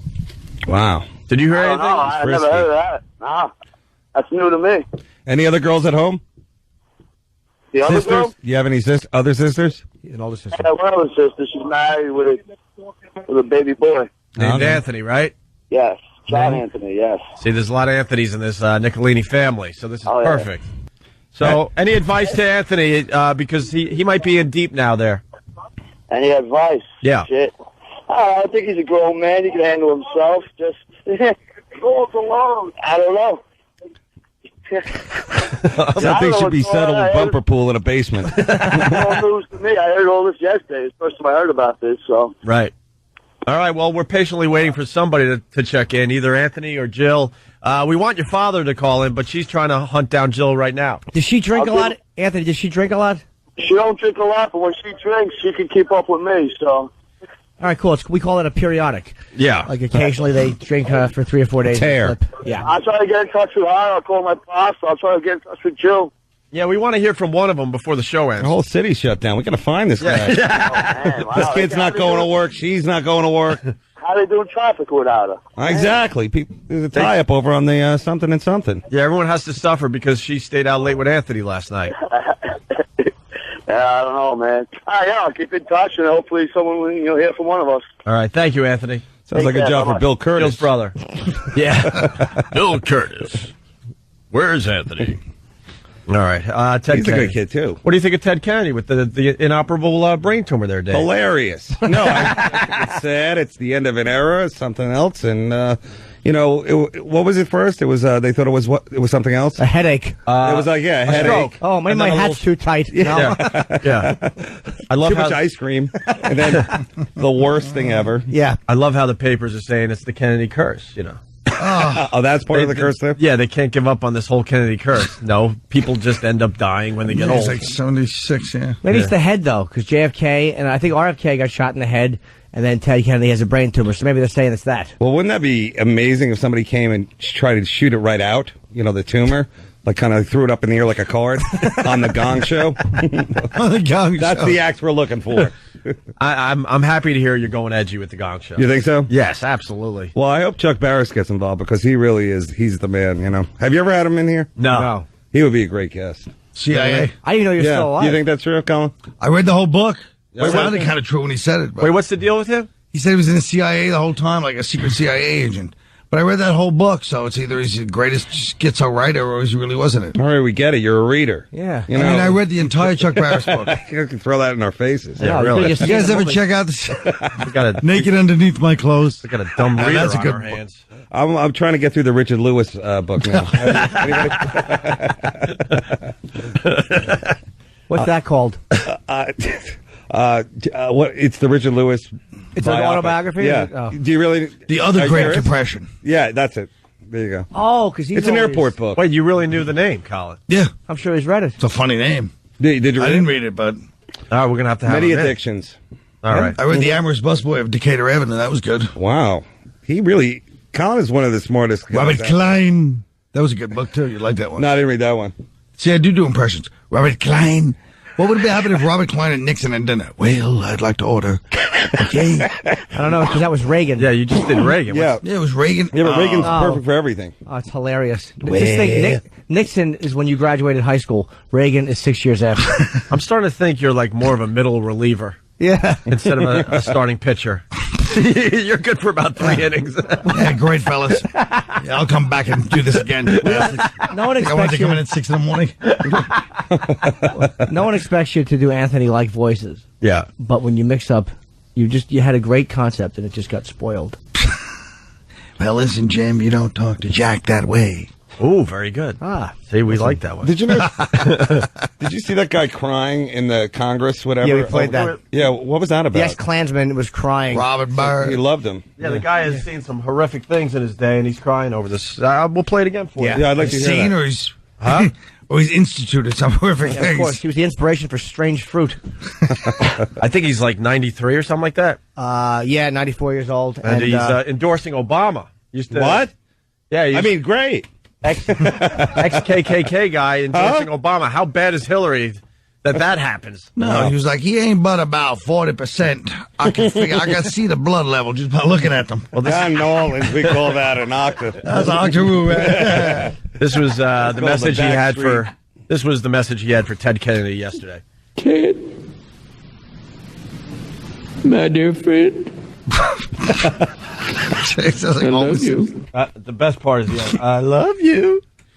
So he's got about probably what, a year, you think? Probably maybe less. They said this is a nasty one. If it was in November, they did a CAT scan. It didn't show up.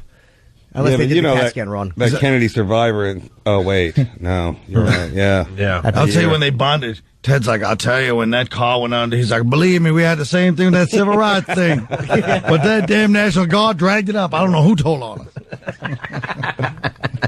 We're going to go to break with this. We got David Tell in studio today. Anthony Cumia is a radio host who thought he had it all. Drinking, guns, whores, gay guys. It was insane. Until one day, Cupid stunned this shock jock with a message. I come with a message for Anthony. Oh, from Jill? She said she is A, single, and B, interested. Sent from a traffic girl. They call me Network and Nicolini. With giant cans. I'm recently single. Why can't I get them? I'm calling to ask if maybe Anthony wants to go out. Now Anthony's on cloud 9. My pal Anthony is deeply in love with Jill Nicolini. He's changing his ways. I've been hearing that you're having a hard time with children these days. and he's ready to betray his beliefs for a piece of ass. People know me off the air as really loving children. I have a soft spot for kids. Yeah, I love kids. The more the merrier. Anthony Cumia. Can I point out how great it is that this whole time Anthony was just trying to wrap it up before one of us wrecked it? Yeah. Jill Nicolini. Also, debris spill. Lots of delays here. Taking out the left lane. Traffic is definitely going to linger longer. Keith the Cop is the jilted lover. Another disgruntled employee. I forgot. All disgruntled. O&A Pictures presents What Happens in Long Island Stays in Long Island. Coming to a theater near you. It's the Opie and Anthony She would be good Show. for it. Hi, this is Jill Nicolini, and when I'm not talking about the traffic, I'm talking with Anthony from the Opie and Anthony Show, all about the things we have in common. We're both from Long Island. We both love texting constantly all morning at work. We both love to drink, shoot guns, and, well, that's about it. Oh no, we both love children. By the way, that's no bit. It's not a bit anymore. Welcome back to the Opie and Anthony Show. Colin Quinn ran over here to help us out because Anthony called in sick today. Jill called in sick. She's not doing the traffic for Channel 11 this morning. Got David Tell in studio. He's going to be the new host of The Gong Show. I'm excited to see what you're going to do with that show there, Dave. Absolutely. We're going to green it up, you know? Yeah. There's too much carbon in the old... it's going to be fun. And there's open calls for The Gong Show. If you have an act, a bit of an edgier act is preferred. Yes. You can email your name, phone number, the type of an act you do, or any links or videos to what you do if they're on YouTube or a website. Once more with feeling. Hold on. Gong Show casting at AOL.com. There you go. Or call 310-840-5721 and register for open call auditions. You have to register first. Here in New York, May 22nd, 11 to 6 p.m. Arlene's Grocery on Stanton Street here in New York. In L.A., 10601 West Washington. Can it Corey Apple? I believe the Shapiro brothers will be there. And, it's a hip alternative room, but like anybody can come. Well, I'm giving out information. There's no way to do that and make it happen. There is. How? People do it every minute. Okay, here. Why hold don't you on. just why don't you do the next one for I'll David do it right Tell? now. Yeah, come do on. it, Kyle. Show Jimmy how Hey, it's done. folks. Hey, The folks, Gong that's Show. good. David Tell. You all know and love Dave. Comedy Central. And host David Tell looking for the most unusual, absurd, bizarre, twisted, and unique performers out there. All acts are welcome. Cutting edge variety, stupid human tricks, stupid animal tricks, from the dark to the daring to the downright insane. Nice. Why don't you read that part, creepy?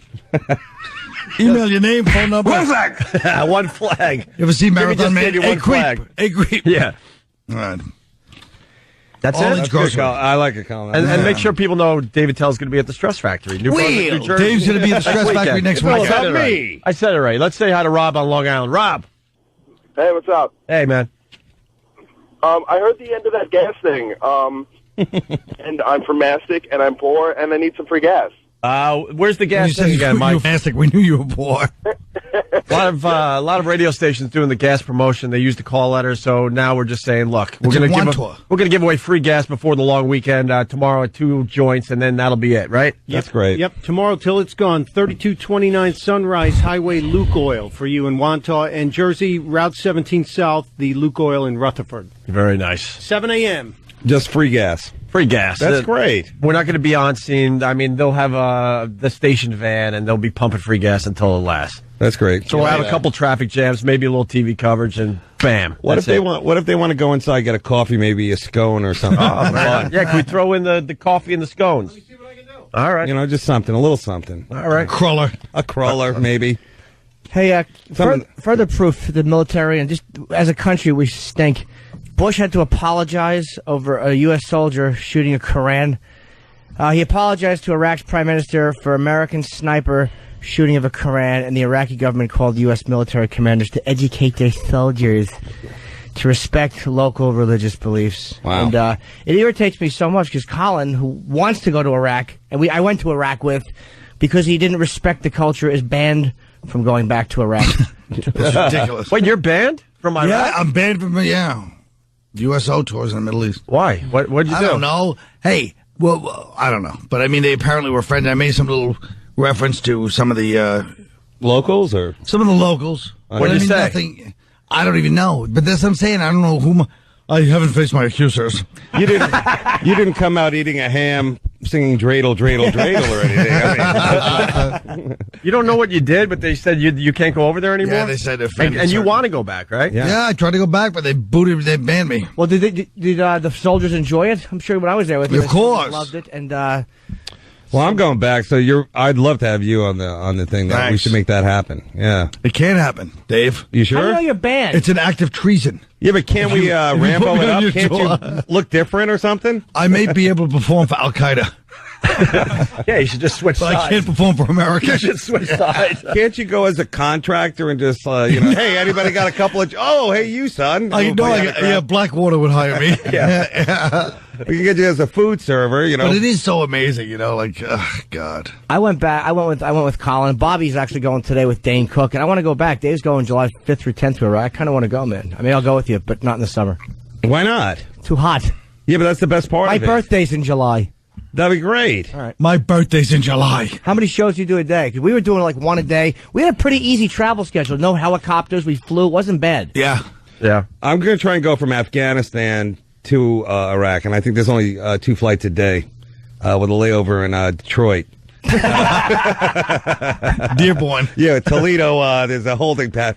No, so they take off and they shoot you down over the city that you need to be in. Yeah, I don't know how it's going to even work, but I like in my mind, I'm thinking like comedy, it's like, hey, you pick up a one-nighter over here, but I think it's like another 20 hours from Afghanistan to Iraq.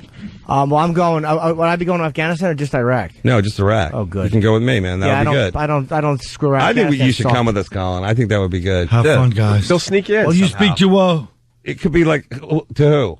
Senator Byrd. Call our Quinn. congressman. Let's say hi to Eric in Colorado. Eric. Hey, morning, boys. Hi, Eric. Hey, Jimmy, you're kind of oversimplifying what that sniper did. Oh, all right. Way to humiliate me. Well, sorry, but the actual story on it was it was a squad that had gone to the shooting range for target practice. They took a copy of the Quran. Yes. They had scrawled graffiti whatever. They had put graffiti inside the Quran, anti-Muslim ravings and whatnot, and then they used it for target practice. It was a cop, an Iraqi cop, who found it, took it to his superiors, who went to tribal leaders. The soldier initially denied knowing anything about it. He lied to all the way up his chain of command, and then when he was finally confronted, that's why they're facing disciplinary action for it, for numerous violations of the Uniform Code of Military Justice. That's what I said.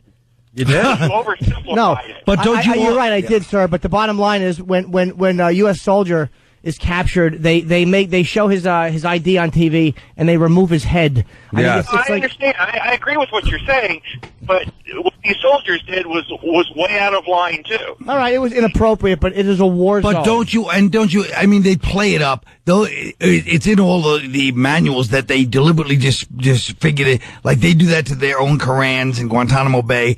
Like that's known that's what they do. They're not that.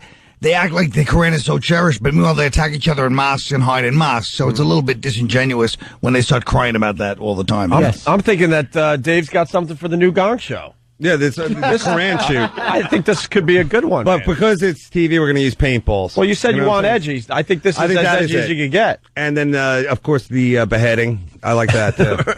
But you know what's so weird? Like you guys have been over there. Like you go to Kuwait first, which is kind of the Switzerland of the Middle East. They're like, hey, It's like the Hamptons. We don't want you here. Never leave. Get out, American. You want to buy a car? That kind of thing. But they tell you like all the things the Iraqi army did when they rolled through in 90. It's like first thing they did is they hung our whole navy from meat hooks. Even though it's like 12 guys, it's still pretty weird. And then they raped and pillaged their way down Kuwaiti Boulevard.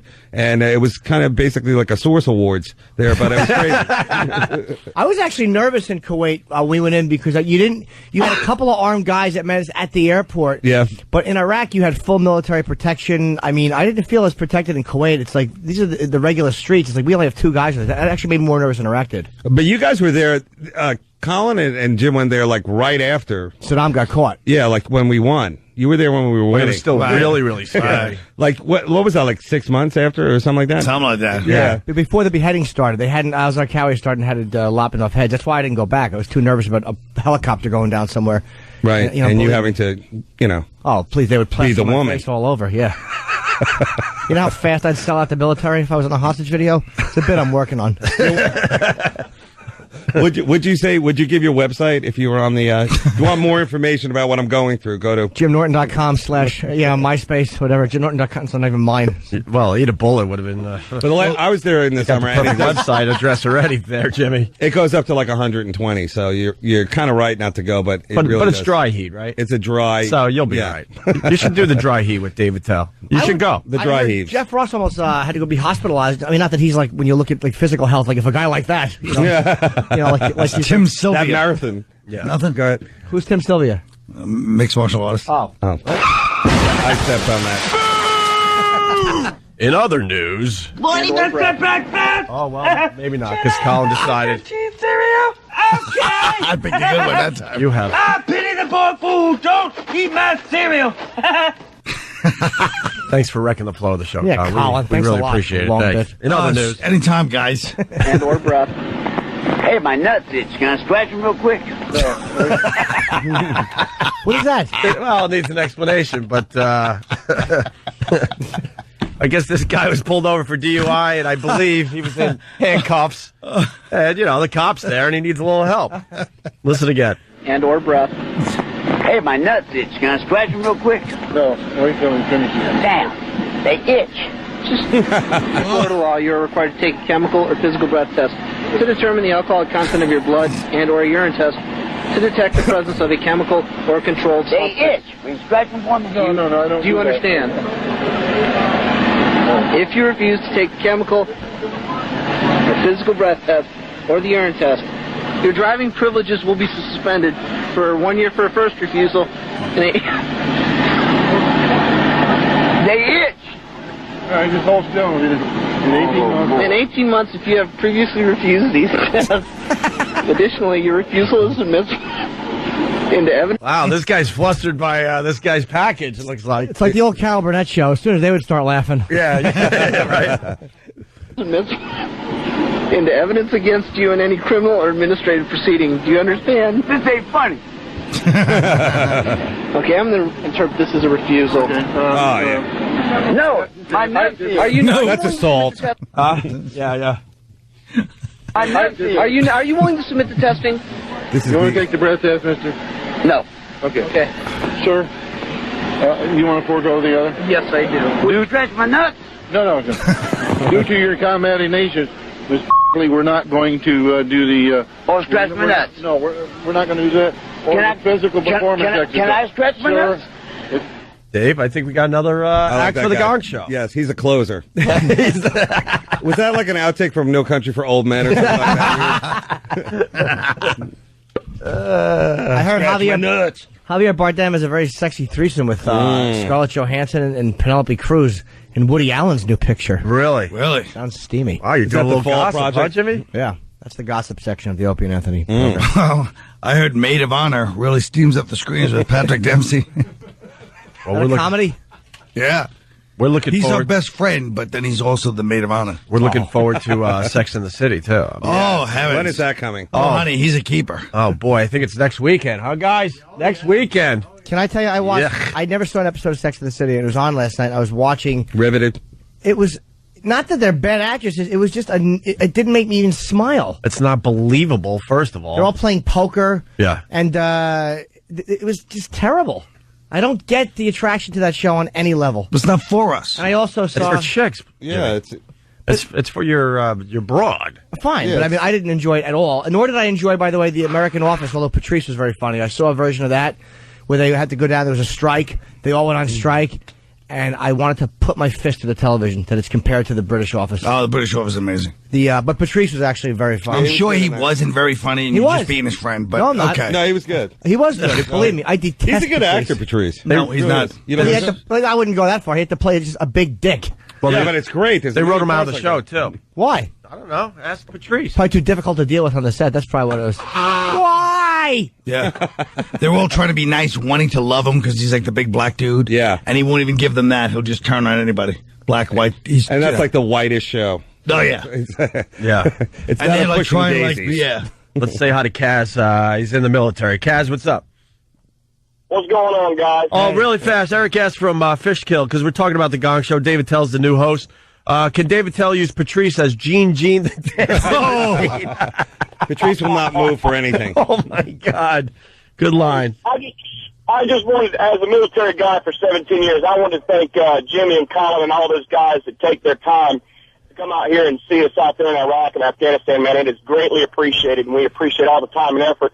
I know you guys don't make any money doing it, so we appreciate it as much as you guys, I hope, love coming out there to do it for us. Well, I just do it to get an inside track on the imperialism of America's military. Right, Of course, Jimmy, man. tell him. Yeah, I was going to ask you what you guys get out of this. No, we just if you're get not to getting go. paid. Nothing. You just hang with the soldiers. Just a and good feeling, You a wouldn't feel warm right. feeling. Dude, You know I what wouldn't feel right taking money. I love the when you go in and you get that really big breakfast in the morning in the military, Yep. like 6 a.m. Give me some waffle cakes and some pancakes, and then you just sit around all day, you know. But that's what I like. They fuel And I it do- up. Food. If you do Iraq 2 times, then they send you to Korea, which is good. That's kind of like the R&R zone where you get to go and have, the bang bang girls and all that kind of stuff. So I wouldn't mind doing one of the bases. I've never done any of the bases either because I want just to do the war zone. Like Korea, they have it in Germany. They send comics there. yeah, too. we did Germany. Yeah. But that seems like it would be kind of fun, an excuse to go to Germany. Oh, you can travel the world. Yeah, Sure. see everything, but without the Kyrgyzstan. danger. But maybe you're not realizing Jim's history. He said it's just to go to Germany. Exactly. I'd like Little to hear dungeon master. it. Yeah, I want to hear it in the native tongue. What's the news on that Austrian dungeon thing? Anything going on there? Oh, that naughty Oh, yeah. father. Well, he's upset that the media is calling him an animal. Yeah. So And what's the penalty in 15 years maximum, I think, is all he can get. Oh, 15 spankings. That's really it, right? That's the maximum jail sentence you can get in Austria. I mean, they really are very liberal, I guess, after World War II and everybody was coming home. They're like, all right, we'll give you 15 years max. well, that's perfect. in other news, This is a story about California's budget crisis. So what does pornography have to do with the state's budget? California is more than $17 billion in the red, a budget deficit growing by the minute. We need additional revenues, and we got to get creative. California is scrambling for creative ways to keep the state afloat, which brings us to pornography. In this country, the adult entertainment revenues are greater than the combined revenues of ABC, It sounds like CBS, Anthony in the message. and NBC. Revenues. And the headquarters for that industry in this country is California. Democratic State Assemblyman Charles Calderon introduced legislation to slap a whopping 25% Calderon. tax on the sales of adult material, which he says could generate $700 million in revenue. It would put us out of business in California. The adult industry is screaming foul. Make no mistake, our industry will leave the state. From time of production to the time a DVD reaches the consumer, it could be taxed 5 times. At 25%, that's absolutely ridiculous. Governor Arnold Schwarzenegger says California can get $15 billion by borrowing against future lottery profits. His proposal will go before voters in November. The problem is California is in danger of running out of money way before then. Wow, Yeah, California sucks. Yeah, they got What problems happened? there. I don't know. So they're what going the to hell- tax the porn industry now, like cigarettes. Yeah, basically. exactly. That's what the idea is. I don't know what to say about that. I mean, Norton's all over it. right. I honestly wasn't paying attention. I was reading about R. Kelly. Oh, the R. Kelly story is amazing. I wasn't. They're going No, to you tax weren't. R. Kelly now. Well, they're showing connect the story. they're showing the video during the opening Opening, the statements or trial. whatever. And at the start of the videotape, if anyone's, I've seen it, but years ago, the man hands the female money and she mouths the words "thank you." Oh, that She's is- blank-faced and impassive, and he speaks to her in a hushed, monotone Slow voice. it down. And she calls him Daddy. Wow. Thank you. But she said it sarcastically. Yeah. Thank you. Thank you. No, Norton wasn't doing that. He was writing down his new joke for his act. How about this thing in porn in California? I want to masturbate. I mean, his act. He's the guy that used to do the, how many people watch porn? Oh, I guess I spend $1 billion a year. That is That was his icebreaker. You're absolutely right. There was a point in my career when I did do that. Oh, great. It's all me, guys. Well, they're gonna, got to keep it fun. You wave at them like it's, come on, guys. We all know. Good. I like the threat of the porn industry. We will leave the state. So watch out. That caravan's on the move. Like a Went gypsy. somewhere else. Goodbye, Van Nuys. Yeah, all those. What else you got on the R. Kelly thing there, Jimmy? Well, there's a little bit more. There's a whole big article on it, but it says prosecutors say the man in the video is Kelly, and that the female, who was as young as 13 when the tape was made between January of '98 or November of 2000. I don't know how they figure out when the tape was made. They can't figure out who's on the tape. It's your birthday. But they know when it was made. The hair, you said? No, I was singing R. Kelly. Oh. So he would be a great judge for the Gong Show. R. Kelly? The kids, the matinee. The matinee version? Yeah. Let's say hi to Matt on Long Island. Matt. Yes. What's up, Matt? Hey, how you doing? Pretty good. Good. Who am I talking to? Opie and Colin and Jimmy and David Tell. Hey, what's going on? I'm just calling to wish Kenny's son best of luck in Iraq. We'll pray for him while he's there, man. Yeah, I think Kenny's son leaves today, right? Jeffrey, yeah, from he's in Kuwait. Where's Kenny? Because he's going to Kuwait for 2 weeks. I think he's leaving Seattle to go to Kuwait for 2 weeks. Oh, he really is? Yeah, Wow. Kenny's son is going over there. He's starting today. Military police. He starts his travel over there. And he'll be in Kuwait for 2 weeks. I think they kind of break you in, and then you go into Iraq. Break you in. That's how non-military I am. They acclimate you to the climate. Yeah, you trail for a week, like a restaurant show. Here's Kenny. Kenny, so Jeffrey's going, he goes, he leaves Seattle today to go to Kuwait? Yes, he's currently Fort Lewis McChord Air Force Base, which is just south of Tacoma, Washington, and he's going to Kuwait for 2 weeks in process to Iraq through Kuwait. Wow. Okay. And I don't know if it's confidential where he's going, but Yeah, don't say where he's going. Are you all right? How you feeling today? I'm very proud of my son. All right. You're going to make me get all choked up. I'm concerned, but, it's a very honorable thing that he's doing. Absolutely. And for those of you who don't know, you can't send any porn or any of that stuff to the guys in the military. Only because candy and stuff. They're really all weird about what they allow. They don't allow any of that kind of stuff to go over there. So Yeah, I'm just finding out, all that information now, about it, all that stuff. And, if anybody's going on a USO show, I'd love to go. And, hopefully we can work it out to go where my son is and, I could get to see him. Wouldn't that be wild if you come with us and you catch him masturbating? All this way? Are you getting him a satellite phone or any of that stuff? He's checking into everything. Emails. I think A lot of emails. Yeah, the government gives you 2 free phone calls a week. Boy, thanks. Yeah. Thanks a lot. I don't, all I know is it's going to be average of 140 degrees there. Yes. In the summer. Mm-hmm.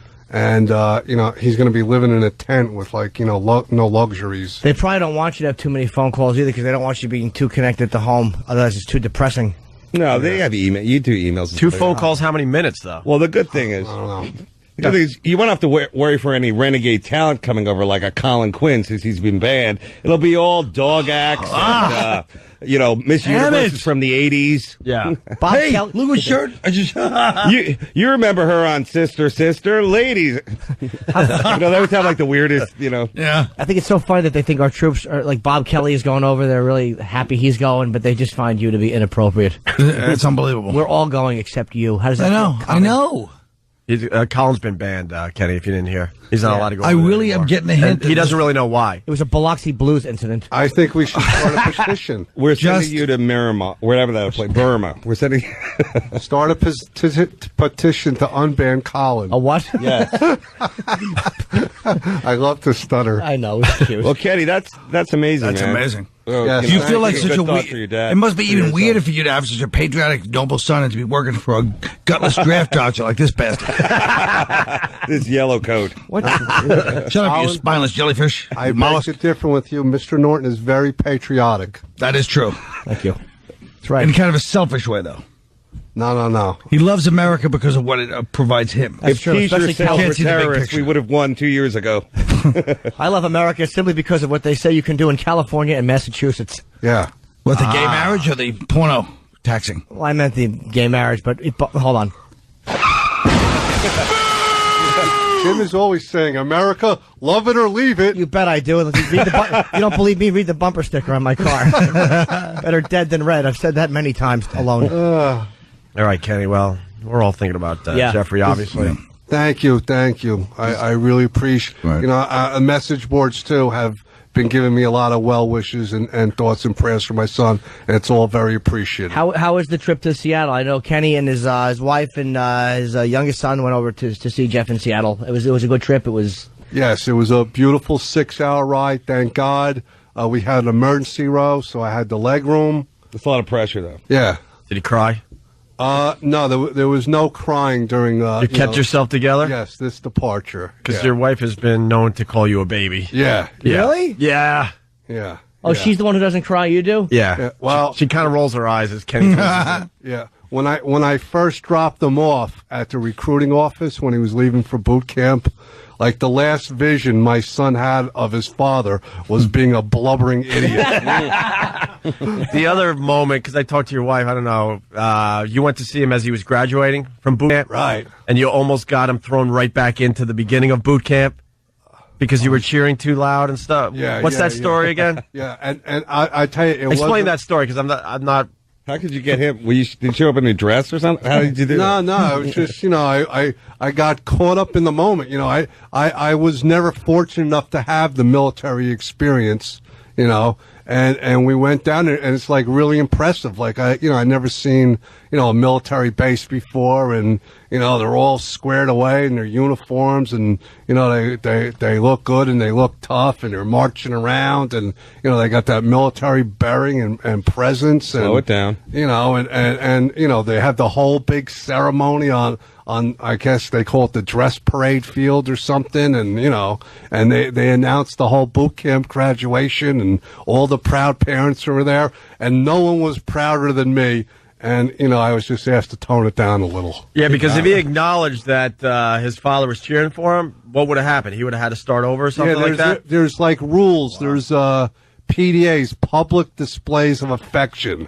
Right. Like there's all kind of rules about that, So like you can't like hug the kid for more than 2 seconds. You can't. You got to behave yourself. And and me and my younger son are just creeps. We're trying. You drop something, we're goofing on everybody. Yeah. And my military son is like, he's all of a sudden the disciplinarian telling us to like behave ourselves. See, but if that was the French army, you could have went up and tongue kissed them. On a ball. And who's the creep that they put on hug duty? Like he's got the timer. Like if you have to hug more than 2 seconds, he actually goes over and asks you to stop it. Yeah. It's a whole different lifestyle, that military thing. Yeah. And he's a cop. He's a. Yes. They call it security forces in the Air Force, and he's a cop in the Air Force. Yeah. So I'm very proud of him. He's kind of like following in my footsteps. And, Godspeed to him. He'll do all right, man. Yes. All right. Thanks, Kenny. But thank you, everybody. We got David Tell in studio. We're going to finish up this side of the show next. Let's not forget the new host of the Gong Show and also How do you Stress follow that Factory. moment? I know, but little info. And David Tell at the Stress Factory next weekend in New Brunswick, New Jersey. And a little later on in studio, we have, I don't know how to say his name, Uwe Boll, the German director who beat up the critics, four of his critics. He fought them in a boxing match. The guy's an animal. In that movie, The Heckler. Yeah, Jamie Kennedy's documentary. That was pretty good. Yeah. What about Anthony? Well, that's what I was leading to there, Colin. When we get back, Anthony's phone call from this morning, calling in sick. Can't believe he hasn't called in once today. Where his voice was a little swishy. Yeah. Oh, boy, we're going to make fun of that when he gets back here. Not just that, but also him and the girl thinking that's like a clever joke. Yeah. And they're like, I'm sick, yeah. And she goes, throw up. We'll pick apart the phone call next. All right. It's Opie and Anthony. Stay there. This is Jill Nicolini. I just want to say, Anthony Cumia, I love you. Hey, it's Jill Nicolini, and you're listening to Opie and my big daddy, Anthony. Colin just keeps on babbling. Oh, Colin doesn't care. The mic goes on, but he's in mid-sentence. I know, it's amazing. It's the Opie and Anthony fellas, show. I don't know all the rules of radio. Why don't you give me a signal, idiots? And you're right. He puts it back on us accurately. That was hurtful. And David Tell is left. He is sneezing. Oh, my God. This is the weirdest radio show ever. We all knew Anthony was never going to make it in today. I'm like, all right, cool. We'll get Colin. David Tell's coming in. I'm all excited to, make it happen. I wake up with just one little sneeze in the morning, and now it's like a full-blown, I can't see out of my left eye allergy attack. Opie's having an allergy attack. And I'm having the worst farts, allergy farts. Then I went into the bathroom, and you don't even know want to know what happened in there. I'm just losing it. What were you going to say, Jimmy? I don't remember. Okay, that's fine. Oh, Dave left, yeah. Yeah, David Tell is off to do more press for the Gong Show. I think he's going to be a great host. I think it's going to be very interesting. As long as they allow him to be edgy and dry and sarcastic, that show will be a hit for Comedy Central. Yeah, he can work. And with those kind of freaky people, he can really make it into something, you know? And we already suggested Sandy Kane and a few of our regulars to appear on the Gong Show. Yeah. And he goes, you guys would appear on the Gong Show, right? As like the Gongers or whatever. I'm like, absolutely. Yeah. All right, we'll start with this. This might lead to something. We're hoping. Keep your fingers crossed. We might get Anthony on the phone before we leave this side of the show. We're going to start with Anthony calling in sick. Everyone must know what's going on. Jill has a crush on Anthony. I think Anthony's a bit smitten. They decided to go out last night, and we all knew Anthony, he doesn't have any type of restraint in his body. So we knew that today would be the day we do a show without Anthony. Jill Nicolini, of course, the traffic vixen from Channel 11 here in New York City. And this is the phone call. We got text messages all night long. And at 4:30 in the morning, Anthony left this message for Steve. Hi, Steve. I'm really sick. I'm not going to be able to make it in. I'm creeped out by how he's talking. Colin brought it up earlier. I don't think you're going to make it in. Pacino sounded more masculine, giving his last will and testament in Dog Day Afternoon. How nothing? Oh, I can't believe that got nothing. I'm so happy with that one. No? Colin? Eric, what do you sound that gay in Dog Day Afternoon, Pacino? Really? I love you more than any man has ever loved another man, dear Leon. That wasn't a bad impression, but it wasn't feminine the way he said it. Of course it was. The words might have been feminine. Well, whatever it was, you knew what I meant. How good is Jill Nicolini that she effed the man right out of him? Not only that, but how about Nicolini Carding of Massapequa Park? Her father and her brother called in. They're like these two Italian dudes. I don't think they're going to beat Anthony senseless if he doesn't make an honest woman out of her. All right, back to the Anthony phone. Sounded more masculine. Tom Hanks. Hi, Steve. I'm really sick. I'm not going to be able to make it in. Sounds like Leonard more than today. I don't know if Hope wants to do the show with Jimmy, but I'm really ill. So I don't think I'm going to make it in. Yeah, give me a call if you have any questions, but I don't know if they want to do the show. That's okay. It's not. We know that, stupid. Wait, permission from you. Yeah. Where's the other part where it looks like she feeds him? Because I don't think she feeds him. I caught what happened. What? Watch. You want me to go back? No. Let it play through. Okay. It's not on the best of, but I'm really sick. I think I got like a 24-hour bug. What? Yeah, I'm throwing up. Yeah, I'm throwing up and stuff. Right there. What she said to Anthony was, "You make me want to throw up."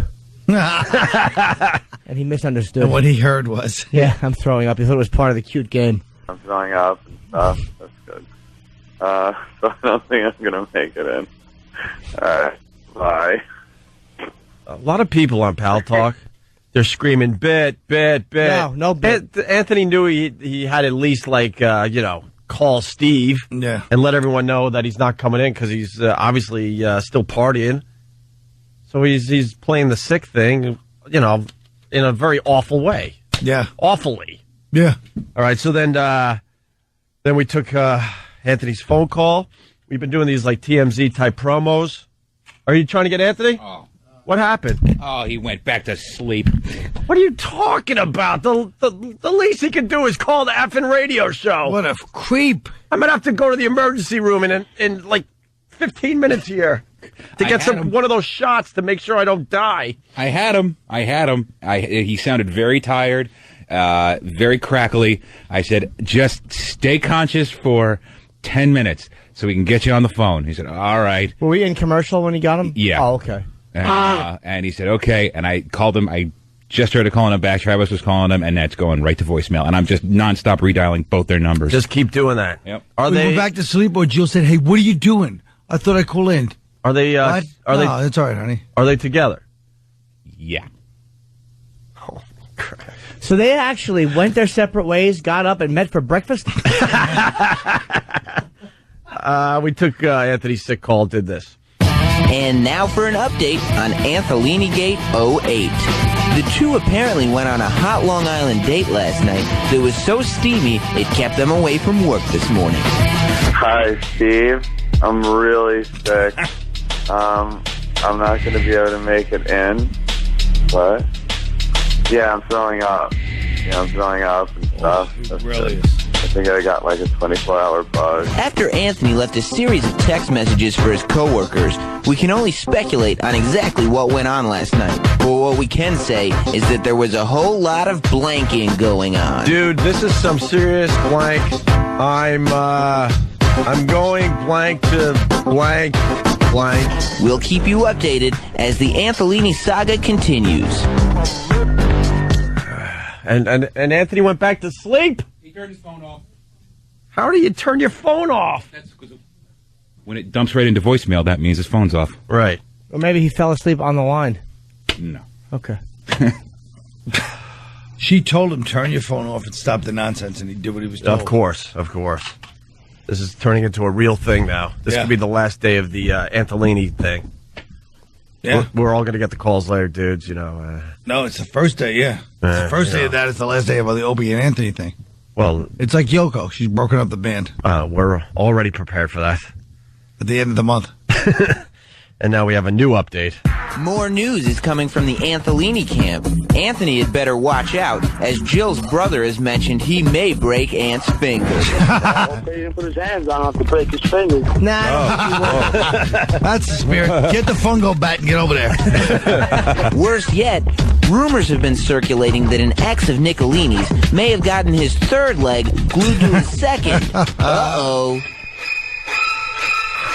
What did Anthony I get himself? love her even more now. I know. Anthony, Jill, and Jill's father, Mr. Nick, have all been closed-mouthed about the situation.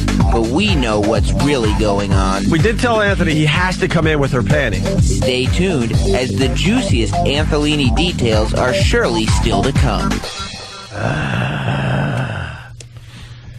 It would have been nice to end the show with a phone call from Anthony. Yeah. I thought he could hold on for 5 minutes. We got him actually on the phone during the commercial break. We said, hang in there. Now, how hungover is he that he couldn't hang in there for 5 minutes? Well, I mean, a cynical person would say that he knew you were on a commercial and he called up and then he called in. You can't say he didn't call in. Right. So he's a phony, fake team player. Let me try him right now. He's going to answer your phone? He will. He always does. He knows. Yeah. Yeah. This is going to be great when he doesn't. I know.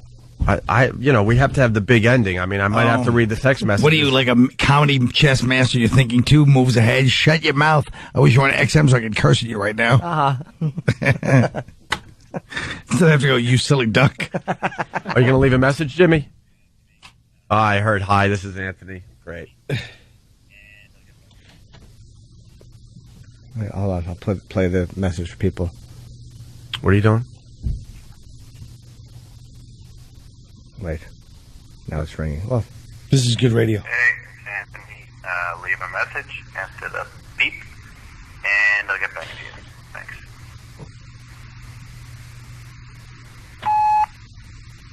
Want to leave the message, Colin? Why don't you guys tell me? You know, I'm sick and tired of you. What do you think? We're listening to the message and pointing at the microphone. Pointing at you. Yeah, now they point at and the you're message. waiting for the beep. Yeah, What do we you thought think you that had was something for? witty to say. Oh, Jesus. I didn't even know we were doing this. To bring this whole thing together. All I was doing was sitting here going, this is horrible radio. What, listening to his answering machine message. I was like, They were pointing at you like Colin. I was a day late. All right, let's do it again. I wasn't prepared. Too late. The message is running. So The message is running. This is what he's hearing. Give us something, Colin. Come on, you're witty. You're quick. You're sharp. Now I don't want to do it now. You don't want to do it now? Well, it's Jim, Opie, and letting us down as always is Colin. Give us a call when you can, I guess. I guess we'll have to wait for tomorrow for more juicy, I know. juicy, tidbits from this Anthelini thing. Hey, we're doing a free gas thing for everybody here in New York. What do you got there, Coach Mike, once again? Got 2 locations tomorrow morning. O&A's free gas giveaway. Luke Oil Station on Route 17 South in Rutherford, New Jersey. And also Luke Oil on Sunrise Highway in Wantagh, 3229 Sunrise Highway. Tomorrow morning, 7 a.m., we will give you an 80-gallon fill-up as the max. And I think it's like 50 cars at each location. What do you mean, an 80-gallon fill-up? I'm sorry, an $80 fill-up. Oh, yeah, okay. Yeah, it would have been a little expensive. So the max is $80 per person? Yeah, it's a 20-gallon. That's nice. Yeah, that is nice. It's a good hit just before the long driving weekend. Yeah, because all the radio shows are doing their gas promotion, so now we're just like blowing it out of the water. Free gas before the long weekend for everybody tomorrow. And keep listening here in New York for more details, and we'll promote the hell out of it, right? Yes, sir. Speaking of this station in New York, what's up with the billboards? You've seen the billboards, right, for this radio station in New York? No. It's a bunch of girls naked with, you can only see their backs, and then it has band names on their backs, like Metallica, Black Sabbath, Red Hot Chili Peppers. It's just The Rock is back in New York at K-Rock, and Denville, New Jersey got a couple of complaints because there's one board right over the highway, so the mayor requested we take them down. Right. And have you been to Denville? They have a lot. Yeah. They have nothing to complain about. Oh, really? The abuse they've thrown over the years but from here, Fireside. The billboards to your right, we'll put it up on onaradio.com for the rest of the country. Look at the billboard, Jimmy. It's really, they actually airbrushed the side boob out of these women. I find it offensive. Like they're naked. This one has Zeppelin, Guns N' Roses, Green Day, The Rock of New York is back. Anthony, Steve, I'm sorry, man. Steve, what? You got an update? Jill just woke up and sent me a good morning text message. Says, good morning, just awoke, how are you? And I've been trying to get on the phone ever since, and now her phone's dumping back into voicemail. So right back and say, call in. I did. Oh, okay. I did, Jim. Well, if we could get like one of their voices on before we I'm trying. Get out of here, it would make for a nice show. Nice show ending. Instead of talking about a controversial billboard for the station here in New York. In Denville, those hillbillies. Yeah, Fireside. Betty's Fireside. I actually did well there when I did there. It's a funny story. It's really a notoriously tough gig for comedians, but I had a better success rate than most. Well, you were from the area, maybe. Thanks, son, Brad. Yeah, it was a little local stuff. Threw a couple of Garden State Parkway 78 jokes in there. Oh, God. Well, I open up with, I always find a crappy town, and I kind of just dump on that for a little while. What do you do when you're in Denville? How do you find a crappy town? You make that the crappy town. You go Denville, Gateway to, you had even worse town. Here's the news stories about the billboard. These barebacks have certainly drawn attention, but maybe not the kind the advertiser wanted. When I saw it, I actually took a double look, and I was like, wow, this is a little bit offensive. I'm not going to lie to you. The promotion featuring the topless trio was launched... They obviously talked to a fat chick. No, right? Because they don't understand. Like, they don't watch boxing where guys put those on their back. They think it's like as if they're depersonalizing them as humans. No, this featuring the topless trio was launched 8 weeks ago to announce that K-Rock was back, but it may have backfired. I don't see the necessity of it. I think there could be another way to get your point across. How did this backfire? They got the news talking about the fact that the radio station is back playing rock. Why did K-Rock... They played right into the radio station's hand. Of course. Dummies. This is exactly what they were looking for up there in the corporate offices. Did you guys take it down? No. Well, they're scheduled to come down Thursday anyway. So yeah. Good timing, Mayor. This is perfect timing. You got the news talking about this. More marketing and advertising for the radio station. The ad campaign's goal was to attract male listeners 18 to 49, putting the names of popular rock groups on the bare backs. But the men we found aren't so fond of nudity in public view. I don't think my children need to see that. They're 4, 2, and a year. And, some people, I guess, would say they're too young to get it. I don't want them exposed to that this young. Oh, shut up. Shut your mouth. Shut your trap. It's a bunch of girls' backs. Well, backs are pretty titillating. This day and age, I guess so, huh? Go ahead. The mayor of Denville received several complaints from motorists driving along Route 10. One woman says the billboard is insensitive exploitation. It's back nudity. It's not the worst thing that could be up there. But we do agree with this last caller who called in that we would rather not see that type of billboard.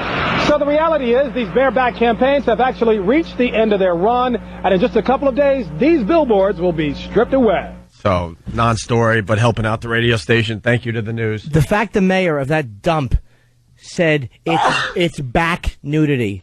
That's what an emasculated, fruity country we are. Back nudity is a problem because somebody's stupid offspring might see it.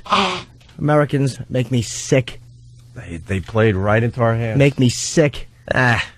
You expect the news to be. Well, it does say all over Americans that. act like the rest of the world is all enlightened. They're a bunch of morons, too. I don't care about the rest of the world. I don't live there, do. and I don't live it. The I rest care of the world about- doesn't claim to be this free speech oasis. I care about, Bunch of babies we've turned into. The rest of the world you expect to be awful. Speaking of Oasis, are they going to be playing a lot of Oasis on K-Rock? I don't know, but it's on one of the girls' backs. Why did they put them below like the tramp stamp? Why do they have to put them up there? It's a hack move anyway. Yeah. No, because they have to block the hiney. It would have been great if my artistic direction would have made it logical, and then it wouldn't have been exploited. No, it wouldn't have. They would have said we're reflecting. Shut up. They would have said we're reflecting what people do with their tattoos. Yeah, that's what you want to get to the K-Rock listeners. We're reflecting. Shut up. Oh, I'm sorry. I didn't know we're playing. I forgot that you worship Gallagher, the theater act. So He's very I'm good. sorry if I'm playing to a higher goal in life. Well, the bottom line is... No, you're right. Let's play to whatever the common denominator people feel. This is fascinating, but I think we might have an update for Whoa! Steve. Steve, what do you got? Nothing. Nothing. Goodbye. Text message from Jill to a former coworker of hers last night that was just emailed to me. Hey, insert name here. Aunt and I had a great time. We both called in sick. That's all I'll say. XO, he's in my bed holding my kitties. He's playing with her kitties. She has children? Kittens. Oh. Or does she mean her kitties? The beginning of the end, my friends. I want to thank Colin Quinn for stopping in today and helping us out. We greatly appreciate it, Colin. What? What are you showing me? She said holding my kitties. It's not cats. That's not boat accidents. Holding my kitties. Wow. Thanks for nothing, Anthony. You couldn't, stay awake for 5, 7 Thanks for lousy, nothing. At least lousy you minutes. call in sick. You got to give that. Yeah, but he should have, done the right thing and called the radio show today. Isn't it better than if he came in at 5 o'clock in a nice 3-piece suit? Like, hey, well, we ended nicely and chastely last night. Yeah. I guess another to be continued on the Opie and Anthony show. We're going to XM Satellite Radio. Colin's going to his what? My short film I'm doing with my friends. You're going to the indie set? Yeah. An independent film starring Colin Quinn? Well, I didn't say starring. No, not even just starring. Need a name like me to stop by, I just helping somebody out, right? Yeah. All right, we're battling. Thanks, guys. We're off to XM. Colin, I think you need to be here tomorrow, possibly. Oh, my God. If this fool calls in again, that's ridiculous. You're part of the saga, though, It continues. Yeah. We'll see you guys.